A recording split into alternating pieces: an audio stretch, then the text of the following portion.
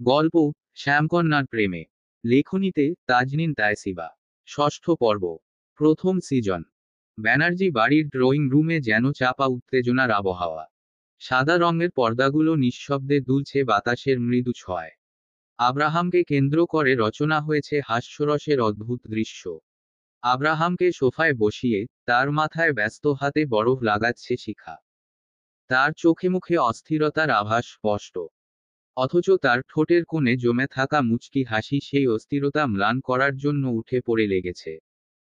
খানিক পর পর চিকন পাতলা ঠোঁট কামড়ে ধরে রুখে দেওয়ার চেষ্টা চালাচ্ছে মুচকি হাসির তুফান।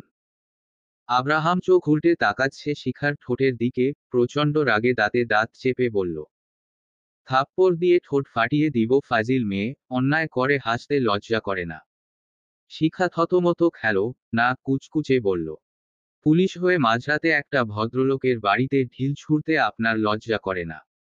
আহ, মামুনি, উনি আমাদের গেস্ট, কথাবার্তা সুন্দর করো। গম্ভীর কণ্ঠে কথাটুকু বললেন শেখর ব্যানার্জি। বাবার ধমকে চুপ করে গেল শিখা, তবে আব্রাহাম চুপ হতে পারল না কিছুতেই। মেয়ে মেয়ের মতো থাকবে, একটা লাঠি দিয়ে ডাকাত মারার মতো সাহসিকতা দেখাতে যাবে না? তুমি কি ভেবেছ এইটুকু শক্তি নিয়ে ডাকাত মারতে পারতে তুমি? শিখা ঠোঁট টিপে হাসল, একটু নরম কণ্ঠে বলল, এইটুকুন শক্তি নিয়েই কিন্তু আপনাকে মেরেছি। শিখার কথা শুনে পিক করে হেসে দিল আলভি। অথচ আব্রাহাম চোয়াল শক্ত করে বলল, একটা মেয়ে হয়ে যেখানে সেখানে গুন্ডামি করতে লজ্জা করে না? আব্রাহামের কথার পৃষ্ঠে মিহি কণ্ঠে উত্তর দিল সুমা, ও আমার বোন ভাইয়া। আব্রাহাম চোখ তুলে তাকালো দুজনের দিকে। সুমা শ্যামবর্ণা আর শিখা মেয়েটা ধবধবে ফর্সা। কোন দিক থেকেই মনে হয় না দুজন দুজনের বোন। তবে এদের গুন্ডামি দেখলে যে কেউ বলে দিতে পারবে এদের রক্তের সম্পর্ক নিশ্চয়ই আছে। আব্রাহাম নিঃশ্বাস ছাড়ল, সোফা থেকে উঠতে উঠতে বিড়বিড় করে বলল, গুন্ডার বোন গুন্ডা হবে আর এমন কি? নিজেকে সেভ রাখাটাই হলো মুখ্য বিষয়। আব্রাহামকে উঠতে দেখেই এগিয়ে এলেন শেখর ব্যানার্জি। আব্রাহামের সামনে দাঁড়িয়ে নতজানু হয়ে মিহি কণ্ঠে বলল, আমার ছোট মেয়ে শিখা একটু বেশিই চঞ্চল বাবা, যা মনে আসে তাই করে, তোমার সাথে এত বড় একটা কাণ্ড করে ফেললো, আমি খুব দুঃখিত। তুমি বরং গিয়ে রেস্ট করো, তোমার খাবার ঘরে পাঠিয়ে দিব। তানজিল এগিয়ে এসে আব্রাহামের উদ্দেশ্যে বলল, সেটাই ভালো হবে, তুই ঘরে গিয়ে রেস্ট নে। আব্রাহাম কপাল কুঁচকে টেরা চোখে তাকালো সবার দিকে, সময় নিয়ে কিছু একটা ভেবেই আবার গিয়ে বসে পড়ল সোফার উপর। তারপর পায়ের উপর পা তুলে বলল, অসম্ভব, কিছুতেই যাব না আমি, খেয়ে দিয়ে একেবারে রেস্ট নিতে যাব। আব্রাহামের কথায় ভ্যাবাচেকা খেল সবাই। সবার কৌতূহল কাটাতে আগ বাড়িয়ে নিজেই বলল, তোরা এখানে বসে ভালো ভালো খাবি আর আমি ঘরে গিয়ে বসে থাকবো? অসম্ভব। আলভি ভ্রু কুঁচকালো, বিরক্তিকর কণ্ঠে বলল, আরে তোকে তো বলা হলো ঘরে খাবার পাঠিয়ে দিবে। তোরা 10-20 আইটেম দিয়ে খাবি, আর আমার জন্য কি সব আইটেম পাঠাবে নাকি? একটা প্লেটে 2-3টা আইটেম দিয়েই খুশি করাবে আমাকে, বুঝি না নাকি? তানজিলের মেজাজ গরম হলো খুব, ক্রোধিত কণ্ঠে বলল, এসেছিস পর্যন্ত বাজে বকছিস, তোর মনে হয় না তোর বাজে বকায় সবাই বিরক্ত হচ্ছে? আলভিজে চেপে রাখতে না পেরে দুপা এগিয়ে এলো, প্রচণ্ড ক্ষোভে লাল হয়ে বলল, এটাকে মেরে ফেলতে মন চাইছে আমার। আরে ভাই, পুরোটা রাস্তা আমার মাথা চিবিয়ে খেয়েছে, এখন এখানে এসে খাবার খাওয়ার জন্য আজাইরা বকবক করছে। তারপর আরেকটু এগিয়ে গেল আব্রাহামের দিকে, কর্কশ কণ্ঠে বলল, আরে ইয়ার, আমার মাথা চিবিয়ে খেয়ে পেট ভরেনি তোর? খাবার নিয়ে পড়ে গিয়েছিস কেন? আব্রাহাম একটু অভিমানী কণ্ঠে বলল, আরে ব্রো, টানা 5 ঘন্টা ড্রাইভ করেছি, এখানে এসে মার খেয়েছি। কথাটা বলতে বলতে আর চোখে একবার তাকালো শিখার দিকে। শিখা মেয়েটা এদিকেই তাকিয়ে ছিল এতক্ষণ। আব্রাহামের চোখে চোখ মিলতেই দ্রুত চিবুক নামালো লজ্জায়। আব্রাহাম আবার বলা শুরু করলো, এখন কটা বাজে দেখ? 3টে বেজে গিয়েছে, এখন খেয়ে দেয়ে ঘুম দিব, আবার কাল দুপুরে উঠবো। ব্রেকফাস্ট স্যাক্রিফাইস করলাম, আর তোরা খাবার নিয়ে খোঁটা দিচ্ছিস? ছে। তারপর তানজিলের দিকে তাকিয়ে বলল, তোর শ্বশুর বাড়িতে আসেছি, আদর যত্ন করে খাওয়াবি, তা না করে খাবারের দুজনে মিলে খাবারের খোঁটা দিচ্ছিস। শেখর ব্যানার্জির দিকে তাকিয়ে বলল, তাতে কি রাগ করিনি আমি আঙ্কেল, খাবার দিতে বলুন। আপনার মেয়ের মার খেয়ে খুব দুর্বল হয়ে গিয়েছি। আব্রাহামের কথা বেশ মনে ধরল শেখর ব্যানার্জির, প্রশস্ত হেসে বলল, নিশ্চয়ই বাবা, রাগ করবে না একদম, এটা নিজের বাড়ি ভেবে নেও। তারপর হাত দিয়ে ইশারা করে দেখালো, ওইদিকে ওয়াশরুম আছে, ফ্রেশ হয়ে খেতে বসো।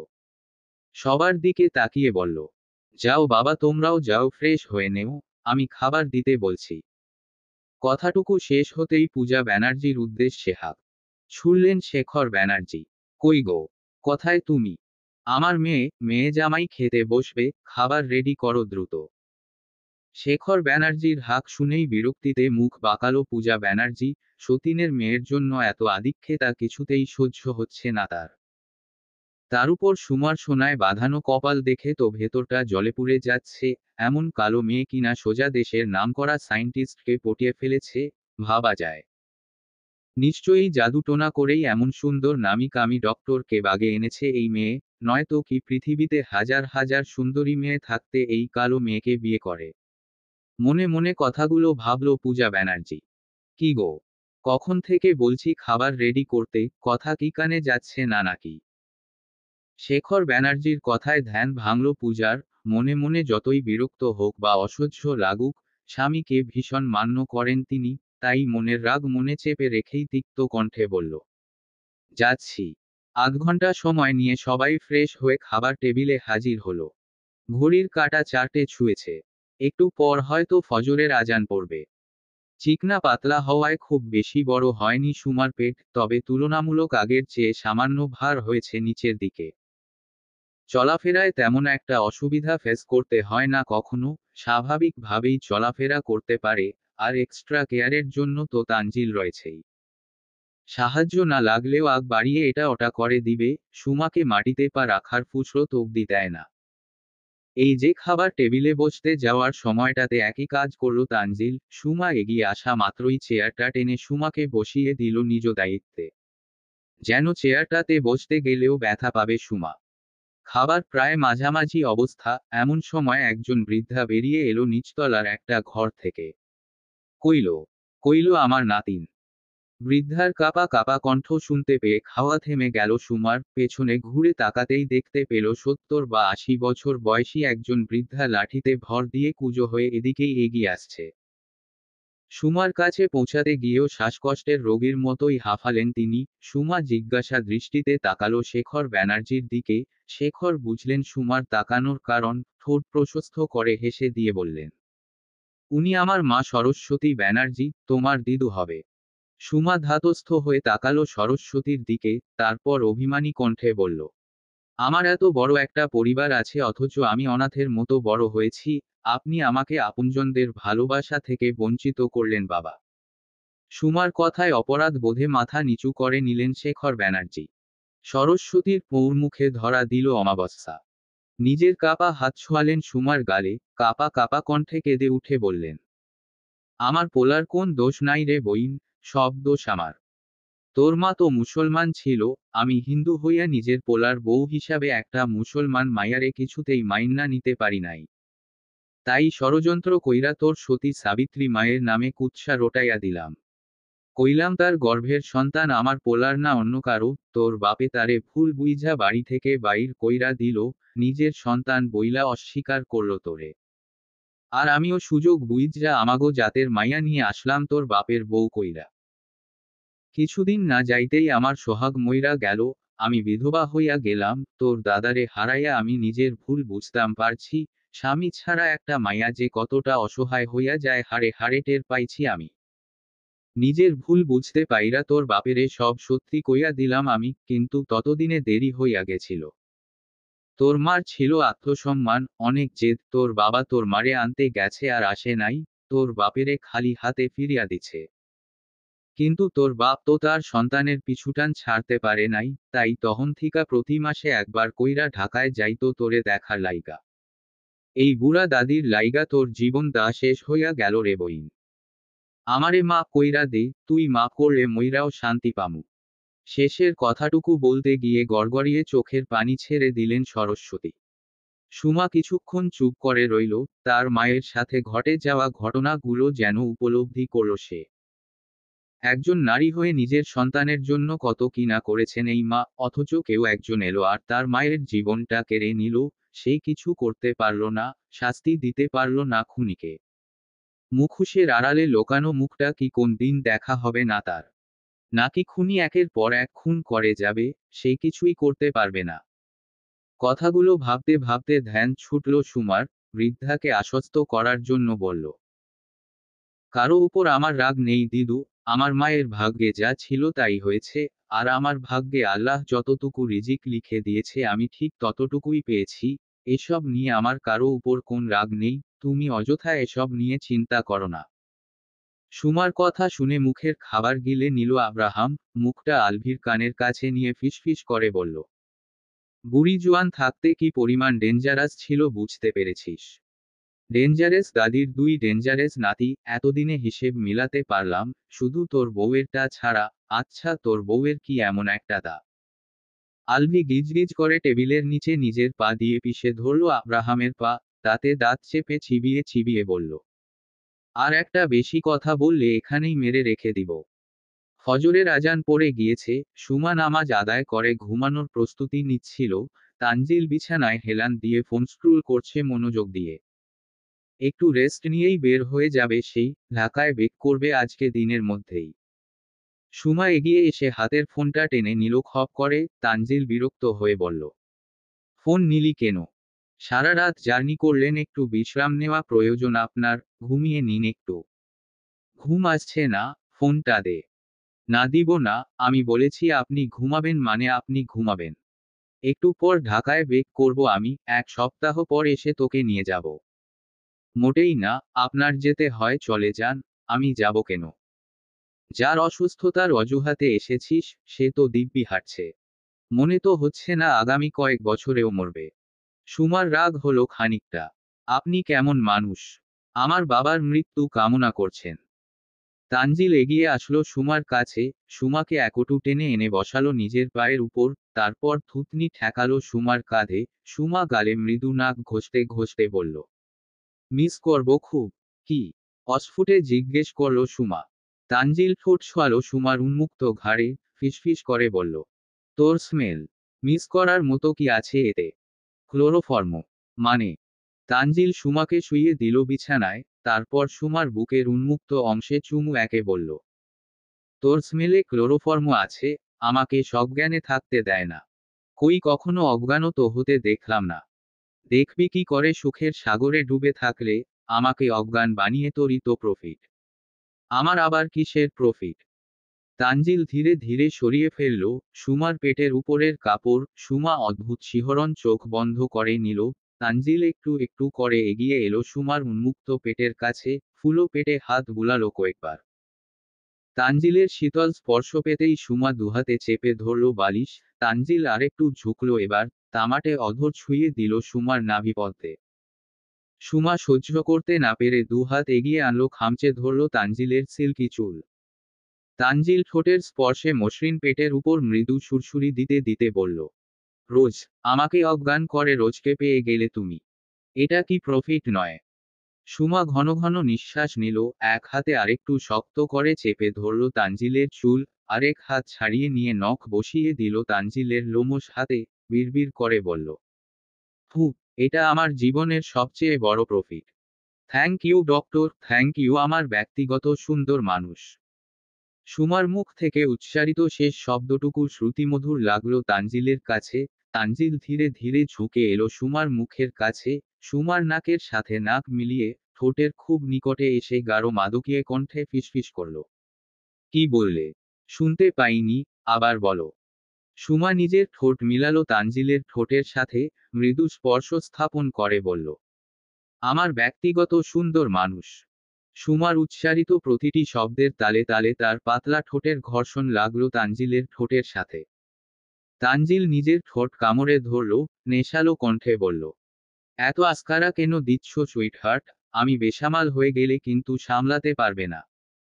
সুমা দু হাত দিয়ে গলা জড়িয়ে ধরল তানজিলের। মিহি কণ্ঠে বলল, বেসামাল আপনিটা আমার ভীষণ পছন্দের।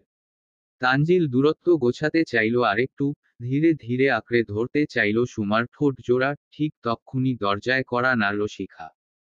আসবো দিদি। তানজিল বিরক্তিতে কপাল কুঁচকাল, জোরে সরে পাঞ্চ মারল বিছানায়, দ্রুত সরে গেল সুমার কাছ থেকে। সুমা তড়িঘড়ি উঠে বসল, শাড়িটা ঠিক করতে করতে বলল, হ্যাঁ হ্যাঁ এসো। শিখা ঘরে ঢুকে আমতা আমতা করে বলল, তোমাদের ডিস্টার্ব করলাম বোধ হয়। আরে না না, কি বলবে সেটা বলো।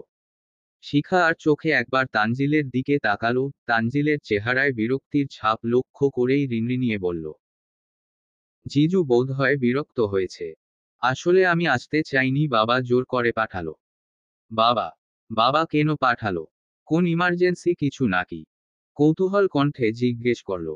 আরে না না, অত বেশি ইমার্জেন্সি নয়, আসলে বড় জেঠুর ছেলে সিরাত ভাইয়া কিছুক্ষণের মধ্যেই বাড়িতে ফিরবে। তাই যদি দেখা করার ইচ্ছে হয় দেখা করেই, না হয় একেবারে ঘুমিও, সেটাই বলতে পাঠালো বাবা। কোন সিরাত? ফিরাতের সাথে দেখা করবে না ও? জার্নি করেছে, শরীর খারাপ ওর, এখন ঘুমাবে। তোমার বাবাকে গিয়ে বলে দিও। সুমার উত্তর দেওয়ার আগে তিরিক্ষি কণ্ঠে বলল তানজিল। তানজিলের উত্তর পাওয়া মাত্রই আর এক মুহূর্ত দাঁড়ালো না শিখা, কক্ষ ত্যাগ করল ব্যস্ত পায়। সকাল 7:40, 8টা বাজবে কিছুক্ষণের মধ্যেই। সুমার চোখে ঘুম নেই, এখন বেশিক্ষণ বিছানায় শুয়ে থাকতে পারে না, কোমর ব্যথায় শরীর মেরমের করে উঠে। হাত পা ফুলে উঠে, পানি নামতে শুরু করে। তানজিল অপুর হয়ে ঘুমাচ্ছে, ঘুমাবে না বলেও সুমা এক প্রকার জোর করেই ঘুমাতে বাধ্য করেছে। নিদ্রাহীন চোখের পাতা মিলতেই চোখে ঘুম চলে এসেছে আচমকা। সেই থেকেই পড়ে পড়ে ঘুমাচ্ছে সে। সুমা উঠে পড়েছে, কোমরে দুহাত রেখে ঘরের এমাথা থেকে ওমাথা হাঁটছে সে। দরজা হাট করেই খুলে রাখা, পা টিপে টিপে তার দিকে এগিয়ে এলো একজন লম্বা চৌড়া সুঠাম দেহী পুরুষ। ঠোঁট জুড়ে তার মুচকি হাসির ঢেউ। এক পা করে এগিয়ে যেতে যেতে চলে এলো সুমার পেছনে, ফট করেই দুহাতে জড়িয়ে ধরে চিৎকার করে বলল, সারপ্রাইজ! পুরো বাড়ির আবহাওয়া আপাতত ভয়ঙ্কর। যেন শিডর বয়ে যাচ্ছে বাড়ির মধ্যে। জিনিসপত্র ভাঙচুরের শব্দ, আর ধূপধাপ মারের গমকে কাঁপছে 3 তলা বিশিষ্ট বাড়িটি। নরম শীতল সকালের স্নিগ্ধতা মুছে গিয়ে সৃষ্টি হয়েছে প্রলয়ঙ্কারী ঝড়ের তাণ্ডবের চেয়েও ভয়াবহ কিছু। বাড়ির প্রতিটি মানুষ এবং দেওয়াল ভয়ে জুবুথুবু প্রায়। তানজিল মাত্রাতিরিক্ত চটে আছে, অনবরত হাত চালাচ্ছে সিরাতের উপর। সিরাতের অবস্থা করুণ, নাক মুখ ফেটে বেহাল দশা। তখন শিখার ঘরে ঢুকতে গিয়ে ভুল করে সুমার ঘরে ঢুকে গিয়েছিল সে, আর শিখা মনে করেই সুমাকে জড়িয়ে ধরে চেঁচিয়ে উঠেছিল। সেটাই কাল হয়ে দাঁড়ালো তার জন্য, তার বেচানো শব্দে ঘুম বক যায় তানজিলের, চোখের পেলব মেলতেই নিজের প্রেয়সীকে অন্য কারো বাহুডোরে দেখে রাগে দপদপ করে উঠে মস্তিষ্ক। কোন কথা ছাড়াই তখন থেকেই মারতে মারতে নিচতলা অবধি নিয়ে এসেছে সিরাতকে। সুমা এগিয়ে এসে ছাড়াতে চাইল। কি করছেন কি? লোকটা মরে যাবে তো।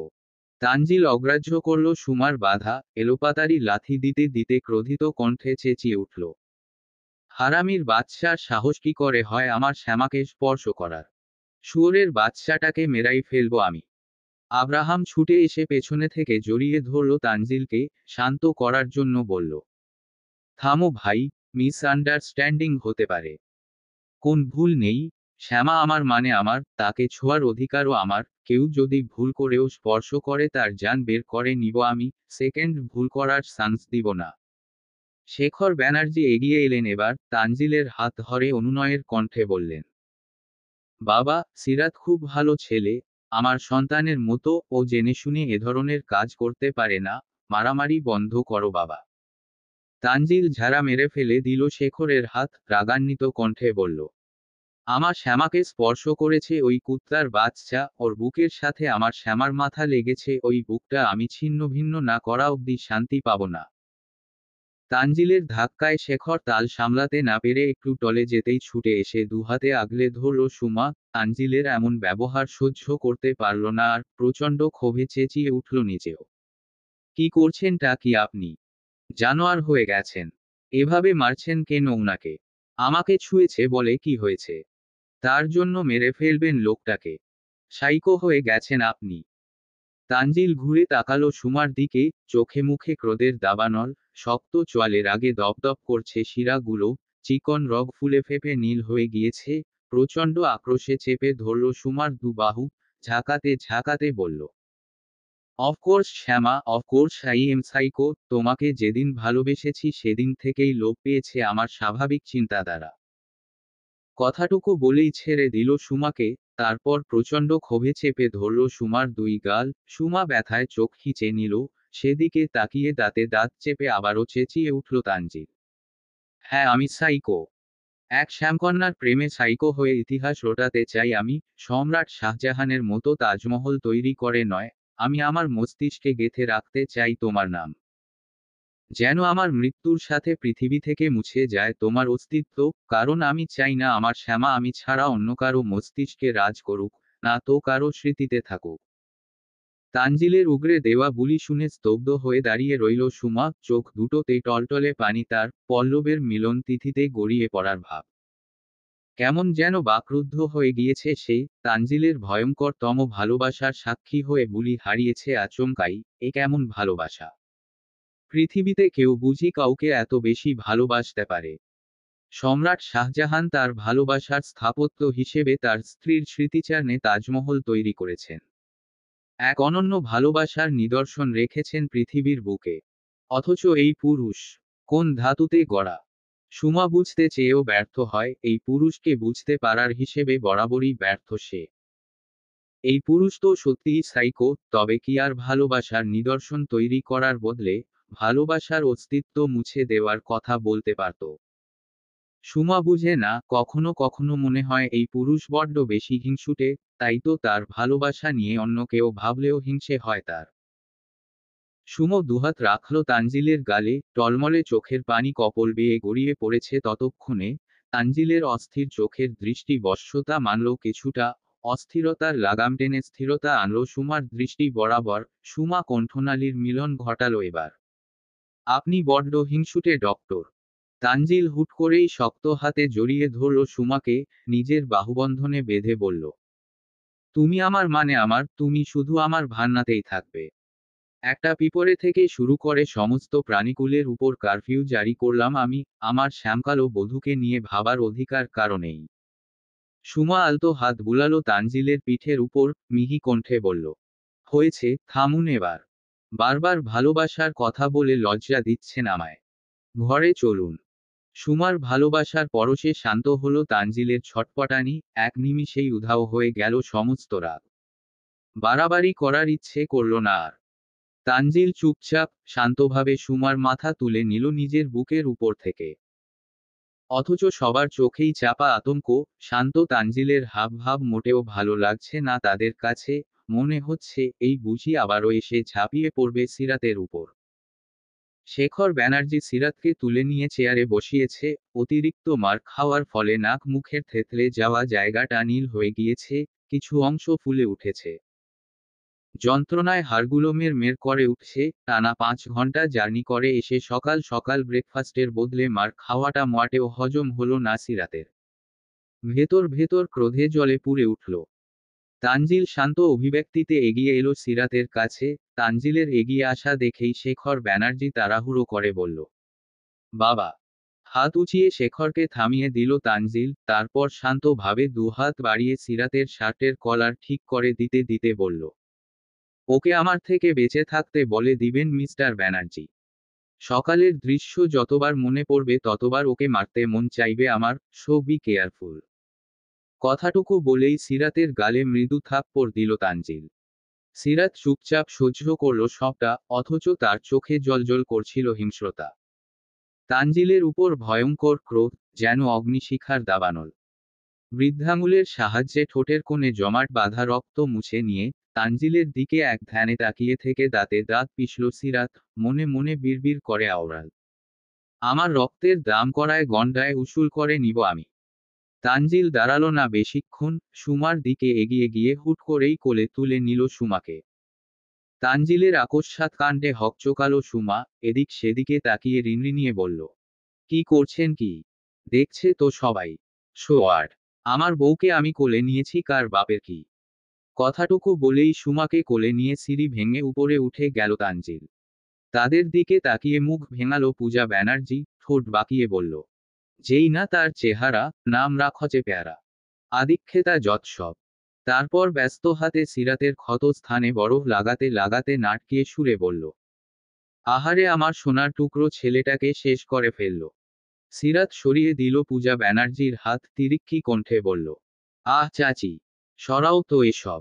এই পাগলটা কে চাচ্ছু? শেখর ব্যানার্জির উদ্দেশ্যে প্রশ্ন ছুড়ে দিল সিরাত। শেখর ব্যানার্জি একটু হতাশ কণ্ঠে বলল, তোমাকে আমার বড় মেয়ের কথা বলতাম না? তার স্বামী ডক্টর তানজিল তালুকদার। ফোঁস করে নিঃশ্বাস ছেড়ে আক্ষেপের সহিত বলল, আমার মেয়েটা সত্যিই কপাল পোড়া। ভগবান এমন একটা সাইকোর সাথে ওর ভাগ্যটা জুড়ে দিয়ে খুব অবিচার করল। আপনার মেয়ের 7 জন্মের ভাগ্য আমার বন্ধুর মতো একজন জীবনসঙ্গী পেয়েছে। তানজিল ওকে নিজের জীবনের চেয়েও বেশি ভালোবাসে আঙ্কেল। কথাটা বলতে বলতে দৃষ্টি ঘোরালো আব্রাহাম। শিখা তখনও হা করে তাকিয়ে আছে তানজিল আর সুমার যাওয়ার পানে।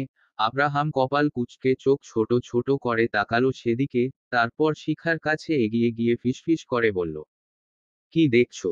শিখা উপরের দিকে তাকিয়ে থেকেই বলল, হাউ সুইট, কি অপূর্ব ভালোবাসা। তোমার লাগবে নাকি এমন একজন? আপনি হবেন? শিখার দ্বিধাহীন প্রশ্নে চমকালো আব্রাহাম, হতহবিবল হয়ে জিজ্ঞেস করল, হেই মিস শাকচুন্নি, তুমি কি বুঝে শুনে কথা বলছো? আব্রাহামের জোরালো কণ্ঠে ধ্যান ছুটল শিখার। নড়েচড়ে তাকালো আব্রাহামের দিকে। কি বললাম? কি বললে আমি মনে করিয়ে দিলে লজ্জা পাবে? নিজে মনে করে বলো তো কি বললে? আব্রাহামের কথায় ঠোঁট টিপে ধরল শিখা, নাজুক দৃষ্টি নামিয়ে নিল নিচে। লজ্জায় দাঁড়াতে পারল না এক মুহূর্ত। ভো দৌড় দিল আব্রাহামের চোখের সামনে থেকে। যাওয়ার সময় মিহি কণ্ঠে বলল, আমি মোটেও শাকচুন্নি নই মিস্টার কুমড়ো।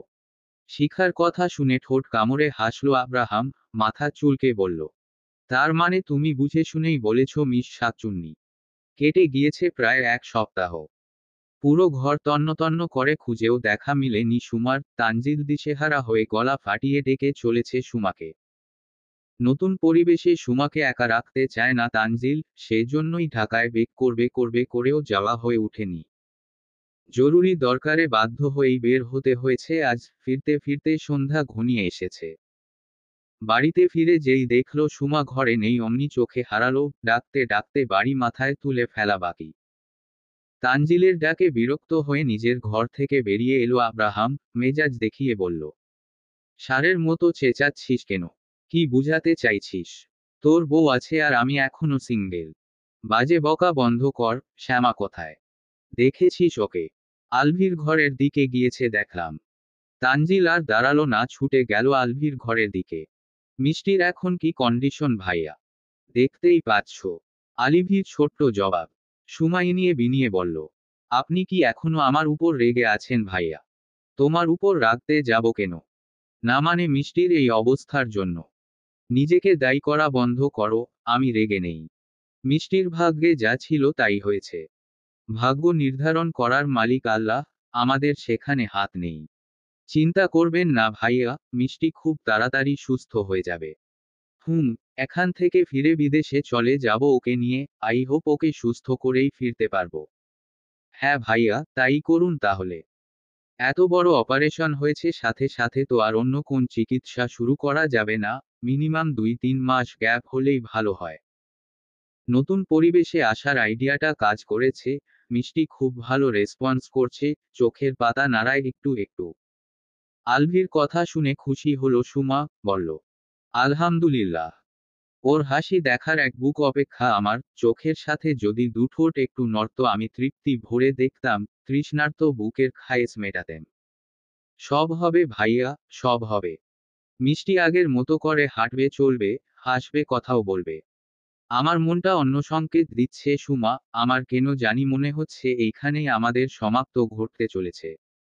আমাদের বোধহয় আর যাওয়া হবে না। আলভির কথা শুনে খচখচ করে উঠল সুমার মন, কেমন অস্থিরতা অনুভব করে ঘেমে গেল আচমকা। হাতের উল্টো পিঠে মুখের ঘাম মুছতে মুছতে বলল, এসব আপনার মনের ভুল ভাইয়া, অতিরিক্ত চিন্তা করছেন তাই হয়তো এমনটা মনে হচ্ছে। ইনশাল্লাহ আমরা সবাই যেভাবে এসেছি ঠিক সেইভাবেই ফিরব। তোকে এখানে এসে জ্ঞান দিতে বলেছে কে? আমি ডাকছিলাম শুনতে পাসনি। আলভির উত্তর দেওয়ার আগেই তানজিল রাগান্বিত কণ্ঠে ধমকিয়ে উঠল সুমাকে। সুমা তাড়াহুড়ো করে এগিয়ে গেল তানজিলের কাছে। আরে আপনি এসে গিয়েছেন। আমি মাত্রই মিষ্টিকে দেখতে এলাম, আপনি ডেকেছেন বুঝি? একটুও শুনতে পাইনি বিশ্বাস করুন। থাক কৈফিয়ত দিতে বলিনি, দ্রুত লাগেজ গোছা, আলভি তুইও, আমরা ঢাকায় বেক করব আজকেই। কি বলছেন কি?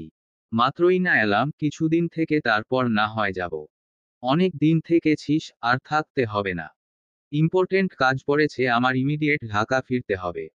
তো আপনার কাজ পড়েছে আপনি যান, আমাকে কেন যেতে বলছেন? কারণ তোকে ছাড়া এক মুহূর্ত চলবে না আমার, আমি তোকে একা রেখে যেতে পারবো না। তবে যেতে হবে না, সব কাজ ক্যান্সেল করে দিন, আমি আর আপনি এখান থেকে যাচ্ছি না। কথার অবাধ্যতা পছন্দ করি না আমি, যাবি মানে যাবি। থাক না আলভি, এসেছি মাত্র সপ্তাহ খানেক হলো, মিষ্টির কন্ডিশনটাও বেশ উন্নতির দিকে যাচ্ছে, সুমাও যেতে চাইছে না যখন তবে আরো কিছু দিন থেকে যা। আর এমনিতেও, মিষ্টির শরীরের এমন কন্ডিশন নিয়ে এতবার জার্নি করাটা খুব রিস্কি হবে। তানজিলের কথার পৃষ্ঠে বলল আলিভি। তানজিল চোখ গরম করে তাকালো আলভির দিকে। তোরা থাক তবে, কিন্তু শ্যামা থাকতে পারবে না, আমার সাথে ওকে যেতেই হবে। তানজিল খপ করে চেপে ধরল সুমার হাত। চল। সুমা কি করবে বুঝতে পারল না, তবে এই মুহূর্তে সে কিছুতেই ঢাকা ফিরবে না। জীবনে প্রথমবার নিজের আপনজনদের পেয়েছে, একটা ফ্যামিলি পেয়েছে, বাবা মা বোন, দাদু সবাইকে পেয়েছে, এসব কিছু ছেড়ে কিছুতেই যাবে না সুমা। তাই বুদ্ধি করে পেটে হাত চেপে গমিয়ে উঠল হঠাৎ।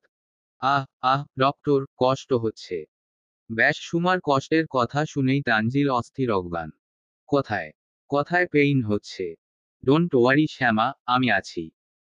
তারপর সুমাকে কোলে তুলে নিয়ে আলভির রূপ ত্যাগ করল দ্রুত। সুমা আদুরে বিড়ালছানার মতো গুটিয়ে রইল তানজিলের বুকের সাথে, ঠোঁট এলিয়ে মুচকি মুচকি হাসতে হাসতে বলল, আহ ডক্টর, আমার খুব পেইন হচ্ছে, আমি কিছুতেই এই অবস্থায় জার্নি করতে পারবো না। ঢাকায় যেতে পারবো না।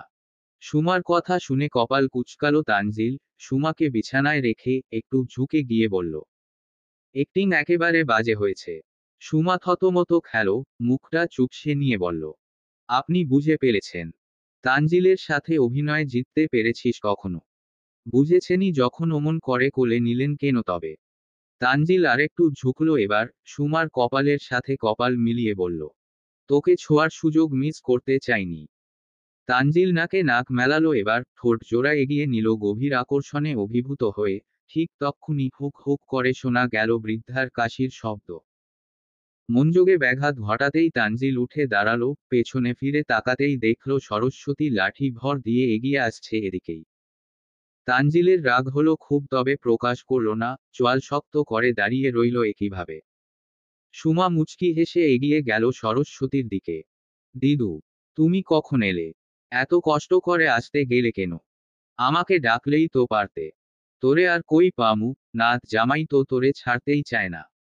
তারপর মিটি মিটি হাসতে হাসতে বলল, হেলো বইন, সারাদিন কি একা একাই জামাইর আদর খাবি? বুড়া দাদিরেও তো একটু ভাগ দিতে পারোস। মুচকি হাসল সুমা আর চোখে তাকালো তানজিলের দিকে। তানজিল রাগে ফেটে যাচ্ছে, তানজিলের ভাবমূর্তি দেখে সুমা পিছলে হাসল আবার। একা খাবো কেন দিদু? নাতিনও তোমার, নাত জামাইও তোমার, তুমিও তো সমান অধিকারী। সরস্বতী লাঠি ভর করে এগিয়ে গেল তানজিলের দিকে। কি গো নাত জামাই, খালি কি আমার বইনেরেই আদর করবা, আমারেও তো একটু করতে পারো। আমার আদর আপনার নাতি সহ্য করতে পারে না, আপনাকে দিতে গেলে তো সোজা চিতায় উঠতে হবে। দাঁতে দাঁত চেপে বলল তানজিল। নাগো নাথ জামাই, বুড়ি দেইখা কি হইছে? শক্তি কমে নাই, আমার সোহাগ বাইচ্ছা থাকলে আমিও দেহাই দিতাম। আপনার বুড়ো হওয়াই উচিত হয়নি, চুল পেকেছে, চামড়া কুচকেছে, অথচ রস কমেনি। তানজিল বলল, বালো জামাই, তুমি তো খুব ডকের কথা কইতে জানো, এক কাম করি, আইজগা রাইতে আমি তোমাগো লগে ঘুমাই, সারা রাইত গল্প করুম। বাহ দিদু, খুব ভালো আইডিয়া তো, তুমি বরং আজকে আমাদের সাথেই ঘুমিও। কথাটা বলতে বলতে সুমা আবার তাকালো তানজিলের দিকে। তানজিল দাঁতে দাঁত চেপে বলল, অসম্ভব, এই ঘরে উনি ঘুমাতে পারবেন না। কেন, কি সমস্যা ঘুমালে? জিজ্ঞেস করল সুমা। অনেক সমস্যা।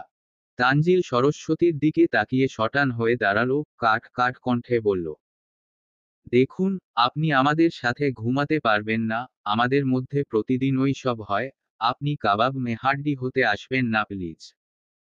তানজিলের কথা শুনে বেককল হয়ে দাঁড়িয়ে রইল সুমা। সরস্বতী ড্যাব ড্যাব করে একবার তাকালো তানজিলের দিকে, আরেকবার তাকালো সুমার পেটের দিকে, হতহবিবল কণ্ঠে বলল, এই অবস্থায় আমার নাতিদেরে ক্ষান্ত দেও না। এই সময় ওইসব করতে ওইব, তাও প্রতিদিন। তো কি হয়েছে? আপনার বুড়ো বয়সে চিতার উঠার সময়ে যদি আপনার শখ হয়, তবে আমরা ইয়াং দম্পতি এই সময়ে করলে কি পাপ? বৃদ্ধা আর কিছু বলল না, কাপড়ের আঁচল টেনে মুখে গুজল, ঠোঁট টিপে মিটি মিটি হেসে বেরিয়ে গেল ঘর থেকে। সরস্বতী চলে যেতেই রাগে কটমট করে করে উঠল সুমা। দিদুকে এসব কি বললেন আপনি? শুধু শুধু মিথ্যা কেন বললেন? কি ভাবল উনি? যা ভাবার ভাবুক, আই ডোন্ট কেয়ার। তানজিল এগিয়ে এসে পেছনে থেকে জড়িয়ে ধরল সুমাকে, চুলের ভাঁজে নাক ডুবিয়ে দিয়ে চুমু খেয়ে বলল, এসব না বললে উনি যেত নাকি? সুমা নিজেকে ছাড়িয়ে নিয়ে বলল, ঘুমালে কি হতো এমন? এক রাতের ওই তো ব্যাপার।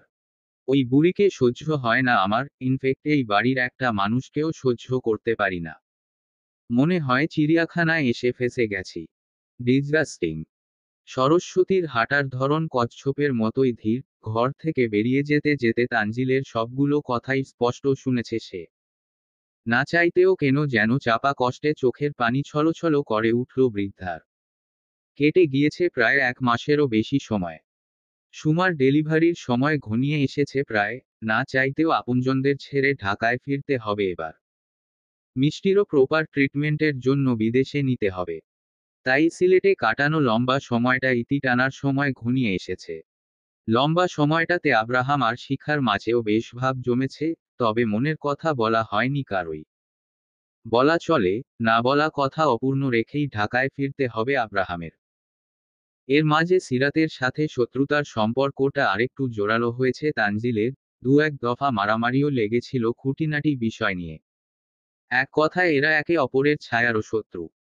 এই যে এতগুলো দিন একটা পরিবারের সাথে থাকলো অথচ কাউকেই আপন করে নিতে পারেনি তানজিল, এই পরিবারের মানুষগুলোকে দেখলেই অজানা কারণে বিরক্তি আসে তার। সহ্যই করতে পারে না এক প্রকার।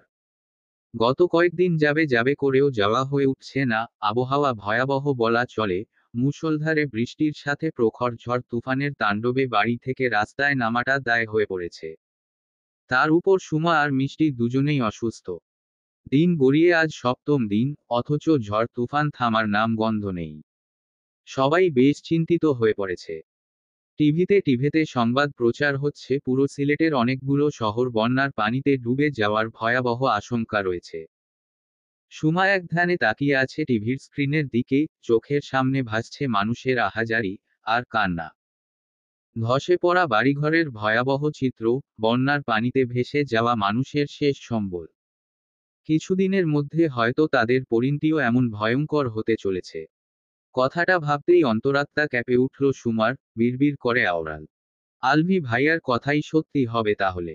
আমাদের বুঝি আর ফেরা হবে না? ভালোবাসার ক্ষেত্রে স্বার্থপর হতে হয় শ্যামা। তোমার ক্ষেত্রে এই শব্দটির গণ্ডি পেরিয়েছি সেই কবে। কথা দিচ্ছি, তোমাকে সুস্থভাবে এখান থেকে নিয়ে যাব আমি। গভীর আত্মবিশ্বাসী কণ্ঠে কথাটা বলতে গিয়েও কেমন জানি ধরে এলো তানজিলের খড়খড়ে কণ্ঠনালী।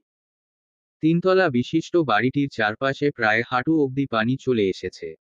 পথঘাটে যানবাহন চলাচল করলেও শহরের বাহিরে বের হওয়া অসম্ভব হয়ে পড়েছে। পুরো শহরের চারপাশ ব্লক হয়ে গিয়েছে বড় বড় গাছ ভেঙে পড়ার কারণে। মানুষ জীবিকা নির্বাহের জন্য ছুটছে এই পানির মধ্যেও। যেহেতু শহর থেকে বেরোনোর কোন পথ নেই, সেহেতু কোন সাহায্য না আসা অবধি নিজেদের জীবন টিকিয়ে রাখার সংগ্রাম চালিয়ে যেতে হবে সর্বক্ষণ। তানজিল শত চেষ্টার পরেও এখান থেকে বের হওয়ার পথ খুঁজে পায়নি। উপরওয়ালা যেন নিজ কৌশলে তানজিলের সম্মুখের সকল পথ বন্ধ করে দিয়েছে। এক প্রকার বাধ্য হয়েই আবারও ফিরে আসতে হয়েছে তার। সুমাকে নিয়ে ফেরার সব আশা তখন ধোঁয়াশায় রূপ নিয়েছে। এক অনিশ্চিত ভবিষ্যৎ আর ভোগান্তির জন্য অপেক্ষা করছে পুরো শহরের মানুষ, শত শত পরিবার। তানজিলের বুকে মুখ গুজে স্তব্ধ হয়ে বসে আছে সুমা। একসময় বৃষ্টির রিনিঝিনি শব্দ ছিল রঙিন, মধুমাখা সুরের মতো। অথচ সময়ের নির্মম পরিক্রমায় এই বৃষ্টির ফোঁটার প্রতিটি শব্দ আতঙ্কের প্রতীক হয়ে উঠেছে। সুমার বুকের স্পন্দন ক্ষীণ, আবার কখনো দাপাদাপি করছে, মনের মধ্যে হাজারটা চিন্তা, এক অনিবার্য সংকট থেকে পরিত্রাণ পাওয়ার আশায় হৃৎপিণ্ডটা জপ করছে প্রভু নাম। আশা আর আতঙ্কের এক অদ্ভুত মিশেলে কণ্ঠনালীর মিলন ঘটালো সুমা। কেন মিথ্যা আশ্বাস দিচ্ছেন ডক্টর? আমাদের ভাগ্য লেখা হয়ে গেছে, ভাগ্য পাল্টানোর ক্ষমতা আপনার নেই। আমি জানি ভাগ্য পাল্টানোর ক্ষমতা আমার নেই, কিন্তু ভালোবাসা আগলে রাখার ক্ষমতা আমার আছে শ্যামা। ভালোবাসায় সব সম্ভব। আপনার ভালোবাসাকে আমি ভয় পাই, এত বেশি ভালোবাসবেন না, হারিয়ে ফেললে যে মরে যাবেন। নিজেকে নিঃশেষ করে দিব কিন্তু তোমাকে হারাতে দেব না। তানজিল নিজের হাতের বাঁধন আরেকটু শক্ত করল, সুমার মাথাটা খুব ভালোভাবে চেপে ধরল বুকের মধ্যখানটায়, তারপর মিহি কণ্ঠে বলল, ঠিক এইভাবে বুকের মধ্যে বেঁধে রাখব। সুমা ধীরে ধীরে নিজের মাথাটা তুলে নিল তানজিলের বুকের উপর থেকে, দৃঢ় দৃষ্টিতে তাকালো তানজিলের কালো নেত্রমণি বরাবর, নয়নে নয়ন নিবন্ধ করে দুহাতে আলতো করে আগলে ধরল তানজিলের গাল, নিষ্প্রাণ শক্ত কণ্ঠে বলা শুরু করলো কয়েকটি কঠিন শব্দগুচ্ছ। ভালোবাসা কমিয়ে দিন ডক্টর, মায়া কমিয়ে দিন, দূরত্ব বাড়িয়ে দিন। আমিও করব, আপনাকে যে কাজগুলো করতে বললাম আমিও সেগুলো করব। পরিস্থিতি অনুভূতি আর ভালোবাসার বিপরীতে বইছে ডক্টর, এই ভয়াবহ দুর্যোগ কেড়ে নিতে এসেছে, কিছু না কিছু গ্রাস করে তবেই শান্ত হবে। নিজেদেরকে তার আগেই তৈরি করে নিতে হবে ডক্টর, ভুলে যাবেন না পাপ তার গো বাপকেও ছাড়ে না। শেষের কথাটুকু বলতে গিয়ে গলা কেঁপে উঠল সুমার, অথচ তার দৃষ্টি অনড়, তবে ঝাপসা, অস্বচ্ছ নোনাজলে টইটম্বুর। সুমার কথার মানে বুঝতে পারা মাত্রই তানজিল নিজের শক্ত হাতের জোরালো থাপ্পড় বসিয়ে দিল সুমার গালে। সুমা ছিটকে পড়ল না, তাতে দাঁত চেপে শক্ত হয়ে বসে রইল একইভাবে, কেবল নয়নজোড়া স্বচ্ছ হয়ে গাল বেয়ে গড়িয়ে পড়ে গেল অস্বচ্ছ নোনা জল। তানজিল প্রচণ্ড ক্ষোভে চেপে ধরল সুমার দুই গাল, ক্রোধিত কণ্ঠে বলল, সব জানতা হয়ে গিয়েছিস তুই।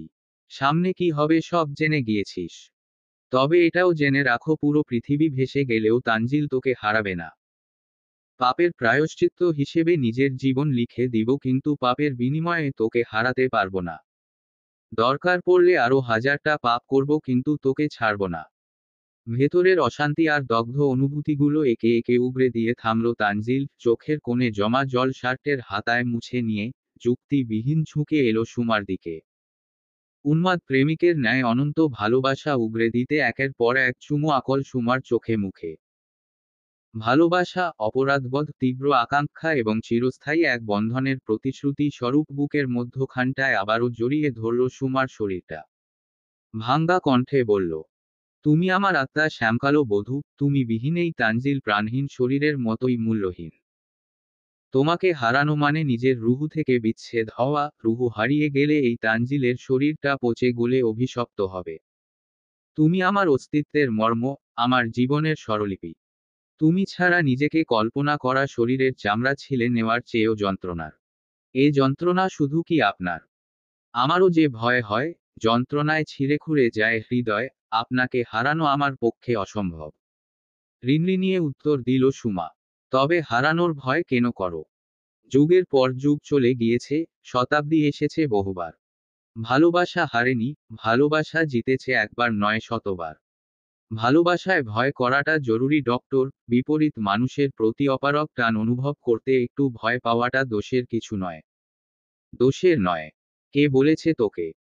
এই যে ফালতু বিষয়গুলো নিয়ে চিন্তা করছিস, ছোট্ট মাথায় এক্সট্রা স্ট্রেস নিয়ে যে আমার রোজ মামনির ক্ষতি করছিস, সেটা কি দোষের মনে হচ্ছে না? কথাটা বলতে বলতে তানজিল সুমার পেটের উপর রাখল নিজের শীতল হাত। সুমা চোখ বন্ধ করে নিজের হাতটা এগিয়ে নিয়ে রাখল তানজিলের হাতের উপর, গুনগুনিয়ে বলল, আমাদের রোজ আসবে তো ডক্টর। আসবে শ্যামা, আমাদের ফুলকে ফুটতেই হবে। সবকিছুতে জোর চলে না ডক্টর, উপরওয়ালা বোধহয় আমাদের রোজের জন্য ভয়ঙ্কর কিছু রেখেছে। দেখুন না, আমরা চেয়েও জায়গাটা থেকে যেতে পারছি না, এই দুর্যোগ থেকে বেরোতে পারছি না। আমার কি মনে হয় জানেন? উপরওয়ালা নিপুণ কৌশলে আমাদের সব পথ বন্ধ করে দিয়েছে। তানজিল আলতো চুমু খেল সুমার ভেজা চোখের পাতায়। সুমা আবেশে চোখ বন্ধ করে নিল। তানজিল অধর যুগল দ্বারা মৃদু আলিঙ্গন করল সুমার পুরো মুখে, ফিসফিসিয়ে বলল, কতবার বলবো শ্যামা, আমি স্বার্থপর, ভীষণ স্বার্থপর। তোমাদের জন্য ভাগ্যের সাথে লড়াই করব আমি, মহাকালের নিয়ম ভেঙে পাপী হব আরেকবার, তবুও আমরা বাঁচব, বাঁচবে আমাদের সুখের সংসার। কেটেছে গোটা একটি দিন। সকাল থেকে বিদ্যুৎ বিচ্ছিন্ন ঘটেছে পুরো এলাকায়। দিনের আলোয় কোনোরকম কাটলেও বিকেল নামতেই চারপাশ ভয়ঙ্কর অন্ধকার গ্রাস করে ফেলেছে। চার্জ লাইট বা মোবাইল ফ্ল্যাশ জ্বালিয়ে কিছুক্ষণ টিকে থাকা গেলেও আপাতত বৈদ্যুতিক যন্ত্রপাতি সবগুলোই অকেজোপ্রায়। চার্জ শেষ হওয়া মাত্রই লাখ টাকা দামের আইফোনটাও মূল্যহীন হয়ে পড়েছে। হাত পা গুটিয়ে বসে থাকা সম্ভব হচ্ছে না আর। আলভি আর আব্রাহাম শেখর ব্যানার্জিকে নিয়ে ছাতা মাথায় দিয়ে বেরিয়েছে বাজারের দিকে। দু চারটে মোমবাতি কিনে আনলে অন্ধকার কাটিয়ে উঠতে সক্ষম হবে এই প্রত্যাশায়। ছাতা মাথায় দিয়েও খুব একটা সুবিধে করে উঠতে পারেনি কেউই। ঝড় বৃষ্টির তাণ্ডবে ছাতার বেহাল দশা, পুরো চুপচুপে ভেজা হয়েই বাড়িতে ফিরতে হয়েছে তাদের। তাদের আসার শব্দ পেয়ে নিচে নেমে এলো তানজিল, তাড়াহুড়ো কণ্ঠে জিজ্ঞেস করল, কিরে মোমবাতি এনেছিস? শ্যামা আর মিষ্টিকে অন্ধকারে বেশিক্ষণ রাখা ঠিক হবে না। মোমবাতির কথা জিজ্ঞেস করতেই চুপসে গেল সবার মুখ। অসহায় চোখে একজন আরেকজনের দিকে তাকালো কয়েকবার। তানজিল বিরক্ত হলো তাদের নীরবতায়, তিরিক্ষি কণ্ঠে বলল, আরে ভাই মোমবাতিটা দে, অন্ধকারে ওদের একা রেখে এসেছি, তোরা তোদের ড্রামা পড়ে করিস। পুরো শহর ঘুরেছি ব্রো, একটাও মোমবাতি পাইনি। অসহায় কণ্ঠে ফ্যাসফ্যাস করে বলল আব্রাহাম। তানজিল ভীষণ চটে গেল এবার। নাটক করছিস আমার সাথে? এটা মজা করার সময় আব্রাহাম? তোরা কি এক্সপেন্সিভ কিছু আনতে গিয়েছিস? সামান্য একটা মোমবাতি আনতে গিয়ে বলছিস পুরো শহরে কোথাও পাসনি? Are you kidding? আব্রাহাম ঠিক বলছে তানজিল, পুরো শহরে কারেন্ট নেই। আমাদের মতো পুরো শহরের মানুষ একই সমস্যায় ভুগছে। মেবি আমাদের যাওয়ার আগেই সবাই মোমবাতি কিনে নিয়ে গিয়েছে। যেহেতু শহরের বাইরে যাওয়া সম্ভব না, সেহেতু সেলার্সরা নতুন করে মোমবাতির স্টক করতে পারছে না। জিনিসটা এখন ডায়মন্ডের চেয়েও এক্সপেন্সিভ। তানজিলের দিকে এগিয়ে এসে বলল আলভি। আলভির কথায় ভীষণ অবাক হলো তানজিল, অস্ফুটে বলে উঠল, হোয়াট? ব্যাপারটা আলো অন্ধকারে সীমাবদ্ধ নয় তানজিল, আমরা সব দিক থেকে ফেঁসে গেছি, ভীষণ বাজেভাবে ফেঁসে গেছি। আলভির কথায় ক্রোধে ফেটে গেল তানজিল, অগ্নি চোখে তাকালো নিশ্চুপ হয়ে দাঁড়িয়ে থাকা শেখর ব্যানার্জির দিকে। রাগে দপদপ করে উঠল শিরা উপশিরা গুলো। হাত মুষ্টিবদ্ধ করল তৎক্ষণাৎ, তেড়ে গিয়ে চেপে ধরল শেখর ব্যানার্জির কলার, দাঁতে দাঁত চেপে ক্রোধিত কণ্ঠে চেঁচিয়ে উঠল, তোর জন্য আজ আমরা এখানে ফেঁসে গিয়েছি। তানজিলের তীব্র ক্রোধের নিশানায় ছুড়ে দেওয়া তুই শব্দটা চরম অপমানে জর্জরিত করল শেখর ব্যানার্জির পুরো অস্তিত্ব। চোখ ভিজে এলো মুহূর্তেই। ভাঙা কণ্ঠে অস্ফুটে বলতে চাইল, বাবা। থামিয়ে দিল তানজিল, আরেকটু শক্ত করে চেপে ধরল ব্যানার্জির কলার। দ্বিগুণ ক্রোধে বলল, চুপ, চুপ। এসব বাবা বাবা বলে ডাকা বন্ধ কর। আমি টায়ার্ড হয়ে গিয়েছি তোদের এসব রেডিকিউলাস ড্রামা সহ্য করতে করতে। এই তুই না আরো 1.5 মাস আগে মরে যাচ্ছিলি। এখনো জিন্দা কেন আছিস? তোর তো এতদিনে মরে যাওয়ার কথা ছিল, মরিসনি কেন তুই? অ্যাটলিস্ট 2 দিন আগে মরলে তো শ্যামাকে নিয়ে ঢাকায় ফিরতে পারতাম আমি। এসবে ফাঁসতে হতো না আমাদের। কি করছিস ব্রো? মাথা খারাপ হয়েছে তোর? এটা কিন্তু তোর শ্বশুর, তোর সুমার বাবা। তানজিলকে শান্ত করার জন্য বলল আব্রাহাম। অথচ কাজের কাজ কিছু হলো না। তানজিল রাগের বশে এক প্রকার ধাক্কা মারল শেখর ব্যানার্জিকে। বলল, তো বাবা বলে কি হয়েছে? আজ উনি অসুস্থ না হলে আমাদের এখানে আসা লাগতো না। অসুস্থ যখন হয়েছেই মরল না কেন বল? মরে গেলে তো আমরা চলে যেতে পারতাম, আজকের এমন একটা দিন আসতো না আমাদের জীবনে। তানজিলের এক একটি কথা যেন ছুটে এসে তীরের ফলার মতো বিঁধল শেখর ব্যানার্জির বুকে। অপমান, অনুতাপ আর অপরাধবোধের যন্ত্রণায় বুকের ভেতরটা ভারী হয়ে এলো। খুব চেপে রাখার চেষ্টা করেও ভিজে গেল দু চোখের পাতা। কিছুতেই দমিয়ে রাখতে পারল না ভেতরকার বুকফাটা যন্ত্রণা। একটু শব্দ করেই ডুকরে কেঁদে উঠল এবার। ক্ষমা করে দেও বাবা, আমি অযোগ্য পিতা, না চাইতেও আমার মেয়ের জীবনের সবচেয়ে বড় ক্ষতিটা আমার দ্বারাই হয়। ছোটবেলায় ভুল বুঝে ছেড়ে গিয়েছিলাম, অভিশপ্ত বানিয়ে দিয়েছিলাম বাবা ছাড়া মেয়ের জীবন, আর এখন অনিশ্চিত পরিণতির দ্বারপ্রান্তে দাঁড় করিয়ে দিলাম। আমি এক জঘন্য পিতা, আমার খুব আফসোস হচ্ছে বাবা, আমি কদিন আগে কেন মরলাম না? আমি মরে গেলে তোমরা সবাই আরো অনেক আগেই ফিরে যেতে পারতে, আমি কেন মরলাম না? ঈশ্বরর কেন আমাকে মৃত্যু দিল না? তানজিল চোয়াল শক্ত করে দাঁতে দাঁত চিবিয়ে বলল। আবারও ড্রামা শুরু হয়ে গিয়েছে। শিখাকে মিষ্টির কাছে রেখে অন্ধকারে পা টিপে টিপে এগিয়ে এলো সুমা। ঘটীয়মান পরিস্থিতি সম্পর্কে অবগত নয় সে, একটু আগে আসলে হয়তো শুনতে পেত সবটা। তবে বাবার ভেজা কণ্ঠ কানে পৌঁছেছে তার, তাই কৌতূহলী কণ্ঠে জিজ্ঞেস করল, কি হয়েছে? কি হয়েছে এখানে? বাবার কণ্ঠটা কেমন যেন শোনালো। তানজিল দু তিনবার শ্বাস নিয়ে চাপা ভরাট কণ্ঠে বলল, ওরা মোমবাতি কিনতে গিয়ে হাত পা নিয়ে বাড়ি ফিরেছে, শালা একটা মোমবাতি আনতে পারেনি একটাও। আমি যাচ্ছি, ক্যান্ডেল লাইট ডিনার করব আজকে। কথাটুকু বলেই তানজিল গটগট করে বেরিয়ে গেল বাড়ি থেকে। সবার নিশ্চুপতা আর তানজিলের এমন গরম কণ্ঠ শুনেই পরিস্থিতি আঁচ করতে পারল সুমা। আব্রাহামকে উদ্দেশ্য করে প্রশ্ন করল, কি হয়েছে ভাইয়া? উনার আচরণ তো সুবিধার মনে হলো না। আব্রাহাম উত্তরে আমতা আমতা করল, না মানে, না মানে তেমন কিছু নয় সুমা, মোমবাতি আনতে পারিনি বলে রেগে গিয়েছে, ওর খবর তো তুমি জানোই। নিজের ঘরে চলে যাও, রাগ কমলে এসে পড়বে। ভাগ্য সহায় হলে যদি মোমবাতি পেয়ে যায় তবে তো ভালোই। কথা কাটাতে বলল আলভি। অথচ সুমার মনের খচখচ কমল না, এগিয়ে গেল শেখর ব্যানার্জির দিকে, কৌতূহলী কণ্ঠে আবার জিজ্ঞেস করল, কি হয়েছে বাবা? তোমরা কি কিছু লুকোচ্ছ?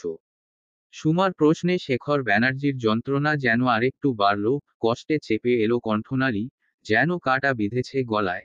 ঝরো করে ছেড়ে দিল চোখের পানি, কাপা হস্ত সুমার মাথায় রেখে ভেজা কণ্ঠে বলল, আমি কেন মরে গেলাম না মা? বড্ড আফসোস হচ্ছে আমার। সুমার কপাল কুঁচকে কাপা কণ্ঠে শুধালো, এসব বাজে কথা কেন বলছো বাবা? শেখর ব্যানার্জি নিজেকে সামলাতে পারল না আর সুমাকে জড়িয়ে ধরে কাঁদতে কাঁদতে বলল, আমাকে ক্ষমা করে দিস মা, এই অযোগ্য বাবাকে ক্ষমা করে দিস, আমি তোর কত বড় ক্ষতি করে দিলাম। বাবার চোখের পানির সাথে টুপটাপ ঝরে পড়ল সুমার চোখের কোণে জমে থাকা কয়েক ফোঁটা জল, কান্না ভেজা কণ্ঠে বলল, কিসের ক্ষতির কথা বলছো বাবা? তোমার দ্বারা কোন ক্ষতি হয়নি আমার, তোমার জন্যই নিজেকে সাহসী আর আত্মবিশ্বাসী হিসেবে তৈরি করতে পেরেছি আমি, তুমি পাশে থাকলে কি আর হতো বলো? বাকি সবার মতো বাবার ছিচকাদুনে মেয়ে হতে হতো আমার। আমার ভাগ্যের উপর তোমার কোন হাত নেই বাবা, সবকিছু তো উপর ওয়ালার ইচ্ছেতেই হয়, আমরা তো কেবল উসিলা। নিয়তিতে যা আছে তা হবেই, সেটা কেউ খণ্ডাতে পারবে না। আরে ভাই, আপনি কি দালালি করতে বইছেন নাকি? একটা মোমবাতির দাম কখনো 200 টাকা হইতে পারে। নিলে নেন, না নিলে নাই, আমি তো আপনারে জোর কইরা দিতাছি না। আপনি ছাড়া আরো অনেক মানুষ আছে জাগরে এইডার দাম 500 কইলেও লইয়া যাইব, খালি আপনি বিপদে পইরা চাইলেন তাই কম কইলাম। আহারে ভাই, মরণেরে ডরাও না কেন তোমরা? সুযোগের সদ্ব্যবহার কেমনে করতে হয় তোমাগো মতো ব্যবসায়ী গোথিকাই শিখতে হইব। তোমরা তো মনে হয় সুযোগ পাইলে কাপনের কাপড়ের দামটাও বাড়াইয়া ফেলবা। আরে মিয়া, তুমি তো বহুত কথা কইতাছ, মোমবাতি নিলে নেও, না নিলে তাড়াতাড়ি বাড়ি যাও। ভাই, বিপদে পইরাই তো একখান মোম কিনতে আইলাম, হাতে আনছি 20 টেহা, একটা মোম যদি 200 টাহা কও তাইলে কেমনে নিমু? নিতে যখন পারবা না তাইলে হুদাহুদি সময় নষ্ট কেন করতাছ হুনি? ভাই, তুমি বরং 20 টেহা রাহো, 180 টেহা বাকি থাক, আমি পরে শোধ কইরা দিমুনি। হো, মামার বাড়ির আবদার পাইছে। শহরের পরিস্থিতি দেখছো মিয়া, আইজকা মোম নিয়া কাইলকা যদি বন্যার পানিতে ডুইব্বা মইরা যাও তাইলে আমার টেহা দিব ক্যাডা? এই সময়ে কোন বাকি টাকি দেউন যাইব না। একটা মোমবাতি নিয়ে দোকানদার আর একজন মধ্য বয়স্ক লোকের তর্ক বিতর্ক হচ্ছে প্রায় বেশ কিছুক্ষণ যাবৎ। বৃষ্টিতে চুপচুপে ভিজে গিয়েছে তানজিল, গাড়ির সাথে হেলান দিয়ে দাঁড়িয়ে থেকে দেখছিল তাদের তর্ক বিতর্ক। এক পর্যায়ে এগিয়ে গেল তানজিল, ঠোঁট জুড়ে বাঁকা হাসি তার, পুরো শহর তন্নতন্ন করে খোঁজার পর অবশেষে একটি মোমবাতির সন্ধান পেল। এটা কিছুতেই হাতছাড়া করা যাবে না ভেবেই দ্রুত চলে গেল দোকানের ভেতর। লোকটা তখনও মোমবাতিটা নেওয়ার জন্য দরদাম করছে। ভাই দয়া কইরা মোমদা দেও, আমার মাইয়াডার খুব খারাপ অবস্থা। দেহ আমি যখন কইছু 200 তার মানে 200ই এক টাহাও কম। 2000 টাকা, 2000 টাকা দিব, মোমবাতিটা আমাকে দিন। তানজিলের কণ্ঠস্বর পেয়ে চরম বিস্ময়, কথা বন্ধ হয়ে গেল দোকানদারোর। এতক্ষণ দরদাম করা মধ্যবয়স্ক লোকটাও বিস্ময় ঘাড় ঘুরিয়ে তাকালো তানজিলের দিকে। দোকানদার ধাতস্থ হওয়ার জন্য বিস্মিত কণ্ঠে জিজ্ঞেস করলেন, কি কইলেন? কি কইলেন স্যার? এই একটা মোমবাতি 2000 টাকায় কিনবেন আপনি? হ্যাঁ, মোমবাতিটা প্যাক করে দিন, পুরো 2000 টাকা দেব। তানজিলের কথা শুনে আঁতকে উঠল মধ্যবয়স্ক লোকটা, উত্তেজিত কণ্ঠে বলল, না স্যার, আপনি দয়া কইরা মোমবাতি দা কিনবেন না, আমার মাইয়াডার ডেলিভারি বেদনা উঠছে, পুরা ঘর আন্ধার, দাইমা আয়া হাত গুটিয়া বইয়া রই, সে আন্ধারে কিছু করতে পারে না, মোমবাতি দা কিনবেন না স্যার, মোমবাতিটা আমার অনেক দরকার। তানজিল বিরক্ত বোধ করল, বিরক্তিতে চোখ হিচে নিয়ে বিল পে করল মোমবাতির। দোকানদার একটা পলিথিনে মুড়িয়ে মোমবাতিটা তানজিলের হাতে দিয়ে বলল, স্যার কোন সময় কিছু লাগলে আমার দোকানে আইবেন কিন্তু, আমনে আমার লক্ষ্মী কাস্টমার। লোকটা হাউমাউ করে কেঁদে দিলেন এবার। কি করলেন ভাই? মোমদা ওনারে দিয়া দিলেন, আমার মাইয়াডা আন্ধারে মইরা যাইতাছে, আমনের কি একটু পরাণ কান্দে না? আরে উনারে কি আমি এমনে এমনে দিছি নাকি টাটকা 2000 টাকা দিয়া কিন্না নিছে? মাইয়া তো তোমার মিয়া, আমি পরাণ দিয়া কি করুম? তানজিল এভয়েড করলা তাদের কথোপকথন, বাড়ি থেকেই মেজাজ বিগড়ে আছে, তাই যথাসম্ভব নিজেকে শান্ত করে প্রস্থান করল দোকান। তার মোমবাতির প্রয়োজন ছিল, পেয়ে গিয়েছে, এখন এসব উটকো ঝামেলা কানে নিয়ে লাভ নেই। তানজিলকে চলে যেতে দেখেই পেছনে পেছনে ছুটে গেল লোকটা, কাঁদতে কাঁদতে আর্জি জানালো, স্যার মোমদা আমারে দিয়া দেন স্যার, সারা জীবন কৃতজ্ঞ থাকমু স্যার। আমার মাইয়াডার প্রসব বেদনা উঠছে স্যার। আমার মাইয়াডা আসার সময় আমারে কতবার কইরা কইছে আমি বাঁচতে চাই আব্বা, আমি বাঁচতে চাই। আমার মাইয়াডারে বাঁচাইবার দেন স্যার, দয়া করেন। তানজিল মহা বিরক্ত হলো এবার। লোকটার ফোঁসফ্যাঁসে কান্নার শব্দ জঘন্য লাগলো তার কাছে। তিক্ত কণ্ঠে বলল, সামান্য 10 টাকার একটা মোমবাতি 2000 টাকায় কিনেছি, এটার প্রয়োজন বুঝতে পারছিস তুই? রাস্তা ছাড় বলছি, একদম ড্রামা করবি না, ডিসগাস্টিং। তানজিল চলে যাওয়ার জন্য পা বাড়ালে লোকটা আঁকড়ে ধরে তানজিলের পা। স্যার এই মোমবাতি দা না নিয়া গেলে আমার মাইয়া আর তার নিষ্পাপ বাচ্চা দা মইরা যাইব স্যার। আমি দিনমজুরি কইরা খাই স্যার, বন্যার কারণে আমার কাম বন্ধ হইয়া গেছে স্যার, গর্ভবতী মাইয়াডারে 2টা দিন মুখে খাউন তুইল্লা দিতে পারি নাই, আইজকা মাইয়াডার প্রসব বেদনা উঠছে, আমার মাইয়া দা বাঁচতে চায় স্যার। তো আমি কি করব? বাঁচতে চায় গিয়ে বাঁচা, এখানে বসে মরা কান্না করলে তো আর বেঁচে যাবে না। স্যার স্যার আমার ঘর পুরা আন্ধার, দাইমা আমার মাইয়ার ডেলিভারি করাইতে পারে না স্যার, দয়া করেন স্যার, মোমবাতিটা দিয়া দেন স্যার। লোকটার আহাজারি হৃদয়ে উঠে পারল না তানজিলের, সে সত্যিই স্বার্থপর, একটা মানুষের বিপদে সাহায্য না করে নিজের শ্যামাকে আলোকিত করার লোভে সে সত্যিই স্বার্থপরতার গণ্ডি পেরিয়েছে। তানজিল পুরোপুরি এড়িয়ে গেল লোকটার অনুনয়, আর্তনাদ, মেয়ের জীবন বাঁচানোর তাগিদে এক বাবার বুকফাটা কান্না কোন প্রভাব তৈরি করতে পারল না তানজিলের উপর। তানজিল লোকটাকে পায়ে ঠেলে গাড়িতে উঠার জন্য উদ্যত হল। লোকটার ধৈর্যের বাঁধ ভাঙল এবার, মেয়ের জীবন বাঁচানোর জন্য বেছে নিল চুরির পথ। সামান্য একটা মোমবাতি, সামান্য একটা মোমবাতির সাথে জড়িয়ে গেল মানুষের টিকে থাকার সংগ্রাম, বেঁচে থাকার গুরুত্বপূর্ণ হাতিয়ার। একদিকে বাঁচার লড়াই, আরেকদিকে মনুষ্যত্ব, আরেকদিকে মানবিকতার লড়াই, সবকিছুর কেন্দ্রবিন্দু হয়ে উঠল একটা সামান্য মোমবাতি। লোকটা মনুষ্যত্ব বিসর্জন দিয়ে ছো মেরে নিয়ে নিল তানজিলের হাতের মোমবাতি। মোমবাতিটা হাতে পেয়েই উন্মাদের মতো দৌড়াতে শুরু করল বৃষ্টি ভেজা স্যাঁতসেঁতে রাস্তায়। সমস্ত ঝড় বৃষ্টি উপেক্ষা করে লোকটা দৌড়াচ্ছে, মেয়ের জীবন বাঁচানোর তাগিদে এক গরিব বাবা তার আত্মসম্মানটুকু বৃষ্টির পানিতে বিসর্জন দিয়ে কেবল দৌড়াচ্ছে। এবার আর বিরক্তিতে নয়, প্রচণ্ড রাগে তানজিলের মস্তিষ্ক দপদপ করে উঠল। গাড়ি স্টার্ট দিয়ে সোজা নিয়ে দাঁড় করালো লোকটার সামনে। লোকটা ভয়ে জমে গেল, দুহাত জোর করে ঠোঁট কামড়ে কেঁদে উঠল, স্যার আমি জীবনেও চুরি করি নাই, আইজকা বাধ্য হইয়া এমন কাম করছি, স্যার একটা বার বুঝে নেই মোমখান আমার কত প্রয়োজন। দুর্যোগের সময়ে মোমবাতি নিয়ে দুর্ভোগ পোহানো ব্যক্তিরা সাড়া দিবেন প্লিজ। স্বার্থপরের আরেক নাম ডক্টর তানজিল তালুকদার। নিজের স্বার্থের জন্য বিপরীত মানুষটাকে এক বিন্দু ছাড় দেয় না সে। কেনই বা দিবে? তার কাছে সকল স্বার্থের ঊর্ধ্বে তার শ্যামার প্রতি তার গভীর একগুঁয়েমি আর ভালোবাসা নিবেদন জীবনের সব নীতিনৈতিকতাকে ছাপিয়ে যায়। তানজিলের জন্য শ্যামাই সর্বস্ব, আর পৃথিবীর বাকি সব অর্থহীন। একটা সাধারণ মোমবাতি কতটাই বা মূল্য! অথচ এই মোমবাতিকে কেন্দ্র করেই যেন ডক্টর তানজিল তালুকদারের ভেতরের মানবিকতা বিলীন হয়ে গিয়েছে। তার চিন্তার প্রতিটি কোণায় শুধু একটাই ভাবনা, অন্ধকারে শ্যামা বসে আছে, অন্ধকারে শ্যামার চলাফেরা কঠিন হবে, খাবার খেতে অসুবিধা হবে, কত শত সমস্যা এসে ভিড় করবে তার প্রেয়সীকে ঘিরে। এত সমস্যার মধ্যে কি করে রাখবে শ্যামাকে? এমন হাজারটা চিন্তার ভারে ক্লান্ত তানজিলের কাছে পৃথিবীর অন্য সবকিছু অর্থহীন। একমাত্র শ্যামা ছাড়া তার বাকি মনুষ্যত্ব সেই এক মোমবাতির শিখায় পুড়ে ছাই হয়ে গেছে। মনুষ্যত্ব হারিয়ে অমানবিক নিষ্ঠুরভাবে পরপর কয়েকটি ঘুষি মারল লোকটার তলপেট বরাবর। মার খেয়ে লোকটা হাউমাউ করে কেঁদে উঠল।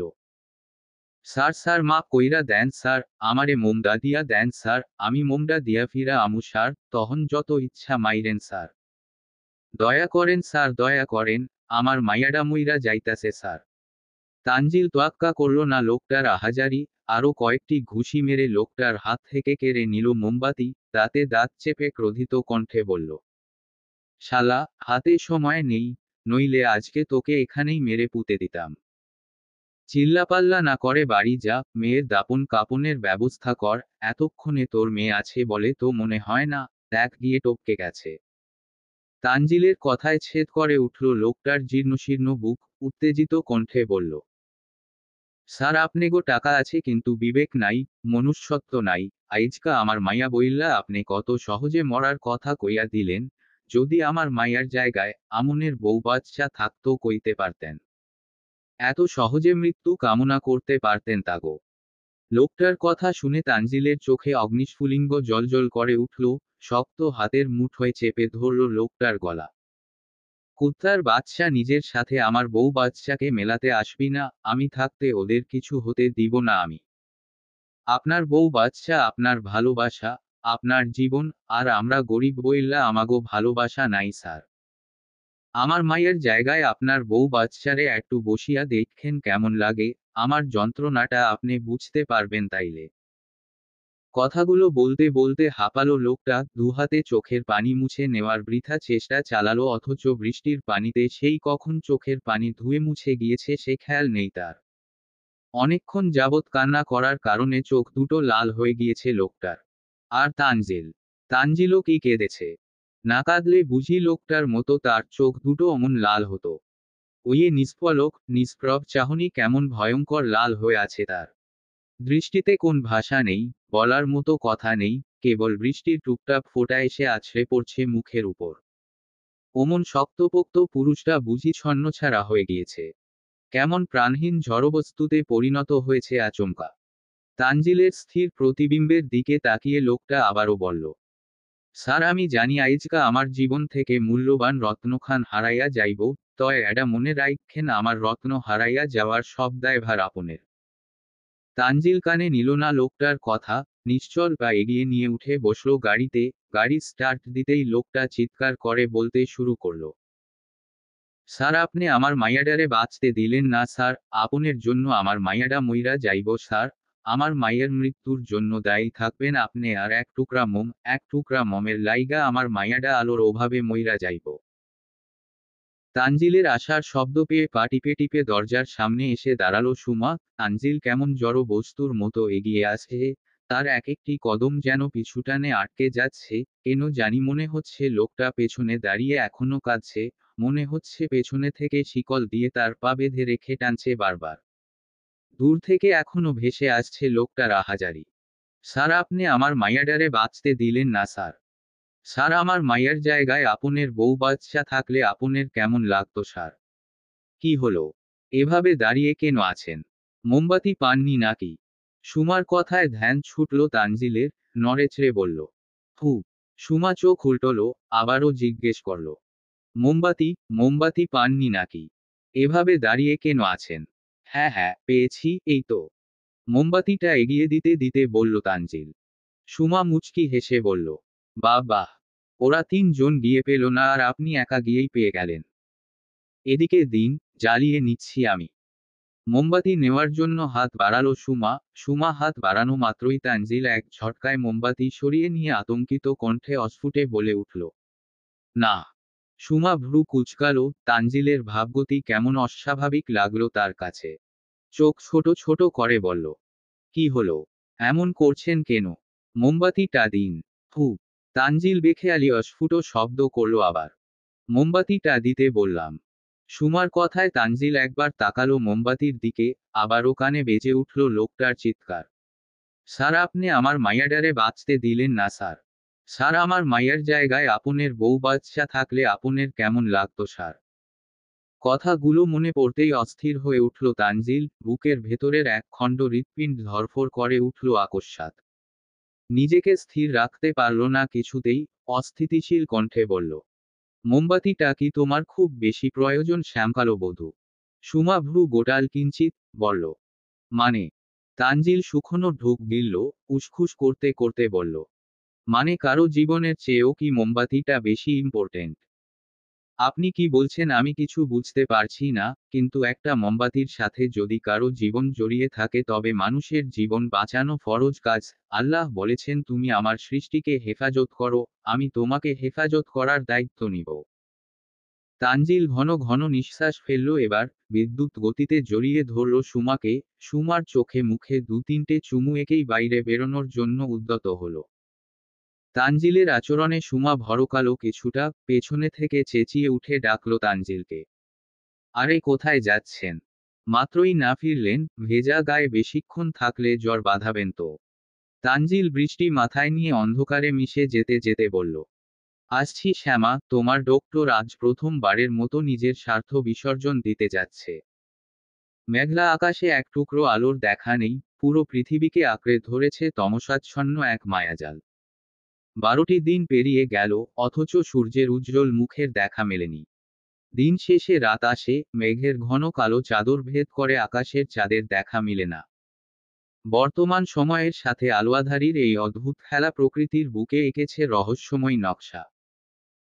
কতদিন মিষ্টির মায়াবী মুখখানা মনভরে দেখা হয় না আলভির। প্রকৃতির গুমোট পরিবেশে মিষ্টির রুগ্ন চেহারাটা আরো বেশি ফ্যাকাশে লাগে, চাঁদের কিরণের সাথে যেন মিষ্টির চেহারার ঝিলিক লুপ্ত হয়েছে, এমন একটা মেরমেরে ভাব ফুটে উঠেছে।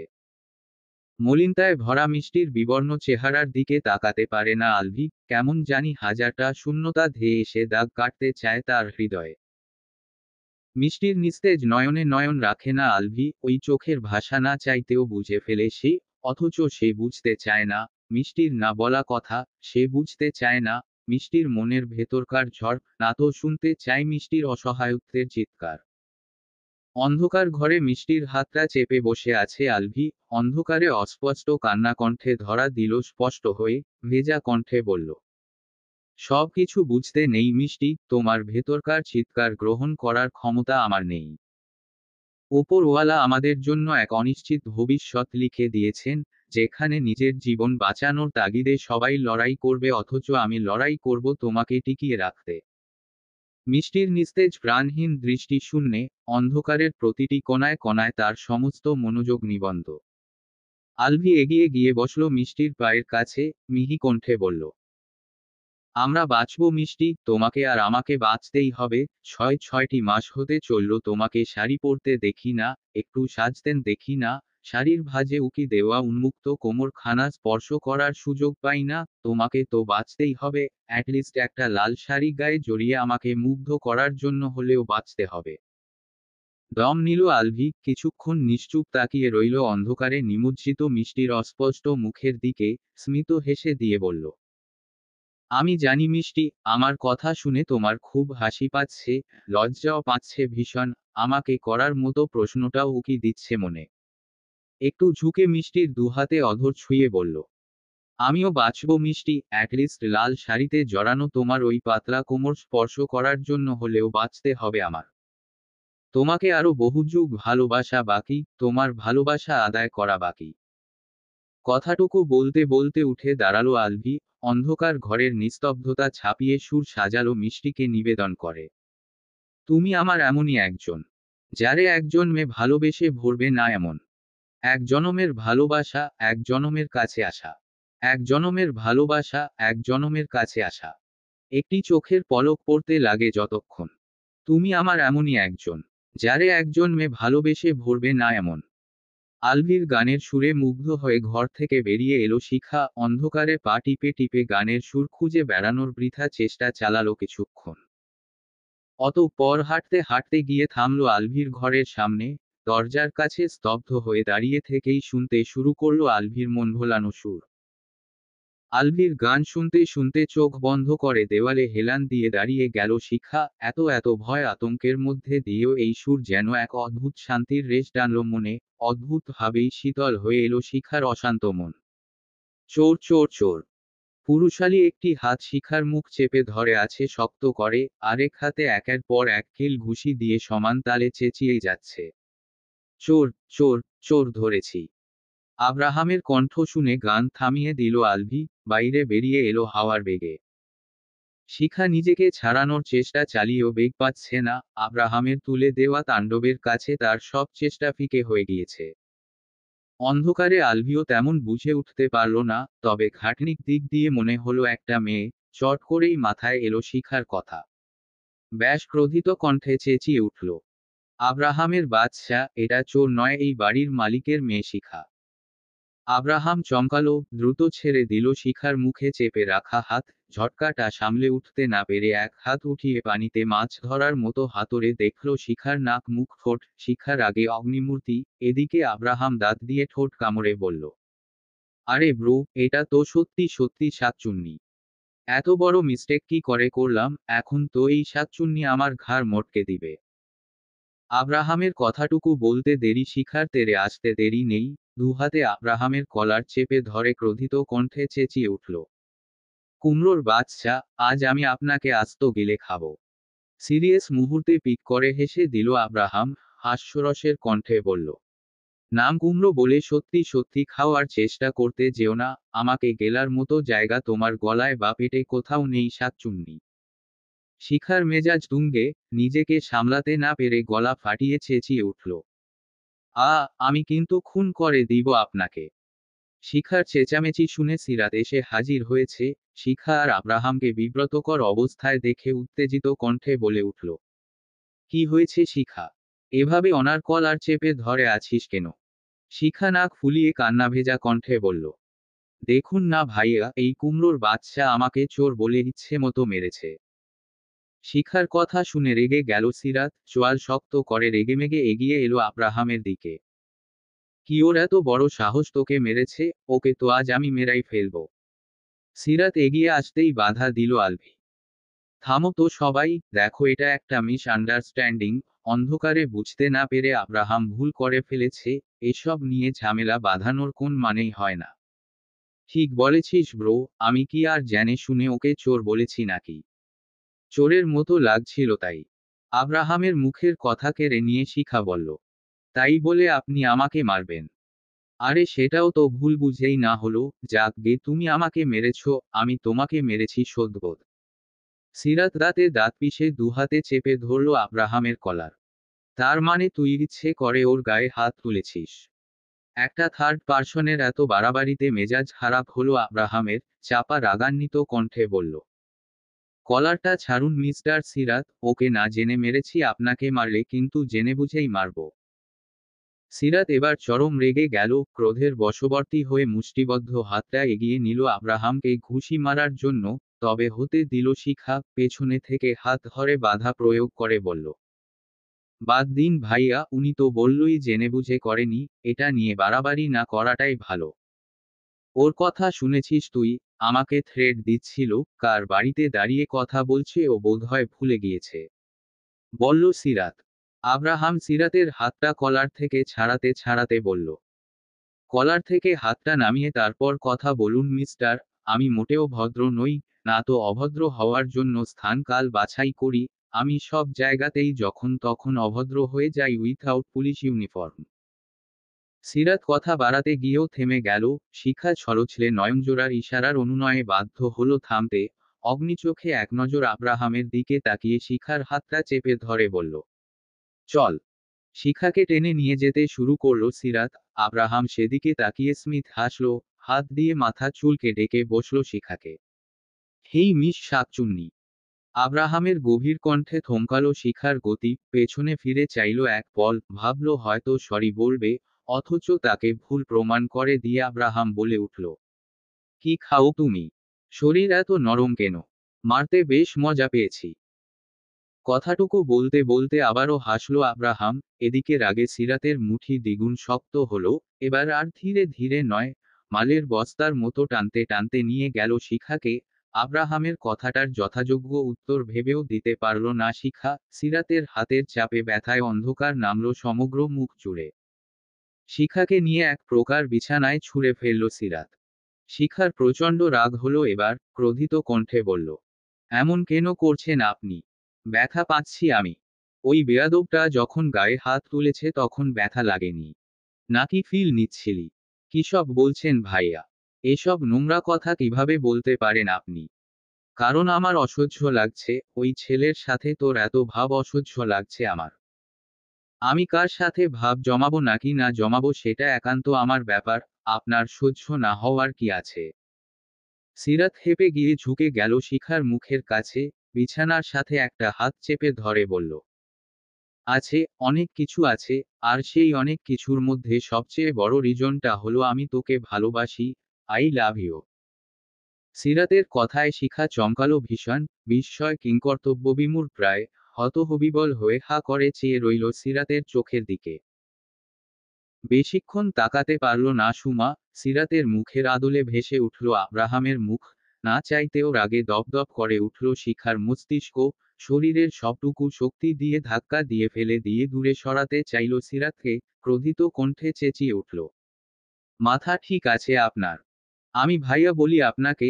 আপনি সম্পর্কে আমার ভাইয়া, আর আপনি কিনা এসব জঘন্য বিষয় মনে পোষণ করছেন? আমি ভালোবাসি না আপনাকে। শুনতে পেয়েছেন? ভাইয়া হিসেবে যেটুকু ভালোবাসতাম সেটুকুও ঘৃণায় বদলে গিয়েছে। সিরাত ঠোঁট বাঁকিয়ে হাসল, আর একটু ঝুঁকে এলো শিখার কানের কাছে, ফিসফিস করে বলল, আই নো ডেয়ার, তুমি আমাকে নয় আব্রাহামকে ভালোবাসো, বাট ইউ নো হোয়াট। তুমি যাকেই ভালোবাসো তোমার ডেস্টিনিতে শুধু আমিই থাকবো। আমাকে প্রত্যাখ্যান করার দুঃসাহস একদম দেখিও না। হার্টবিট।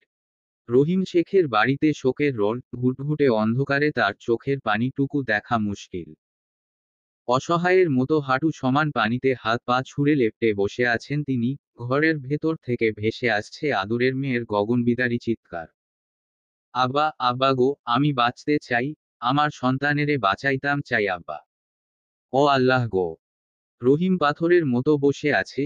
ঝড় বৃষ্টির তাণ্ডব তার কাছে হার মানতে বাধ্য। এক অসহায় বাবার যন্ত্রণার দৃশ্য দেখে যেন আকাশ বাতাস আরো বেশি তাণ্ডব শুরু করেছে। অথচ রহিমের চোখের পাতা অবধি নড়ে না, উন্মাদের মতো কেবল বিড়বিড় করে বলে, কেন সেদিন মইরা গেলি না মা? তুই এত অলক্ষী হইয়া কেন জন্ম নিলি? জন্ম নিয়া মারে খাইয়া দিলি, বিয়ার পর জামাইরে খাইয়া দিলি, আর এখন মরার সময় আয়াও মায়ে জড়াইয়া আমারে খাওয়ার জন্য বইয়া রইচোস। মইরা যা মা, মইরা যা, তোর এই যন্ত্রণা আমার আল্লাহ পাক সহ্য করলেও আমি বাপ হইয়া সহ্য করতে পারুম না রে মা। আমি মইরা যামু রে মা, আমারে বাঁচাইয়া দে। মইরা যা তুই, মইরা যা। অলক্ষী তুই, মইরা গেলে আমি শান্তি পামু। ঘরের ভেতর থেকে বেরিয়ে এলো দাইমা, একটু বিরক্তি মাখা তিরিক্ষি কণ্ঠে বলল, কেমন বাপ গো তুমি? মাইয়াডার কিছুক্ষণের মধ্যেই হয়তো বাচ্চা আয়া পড়ব।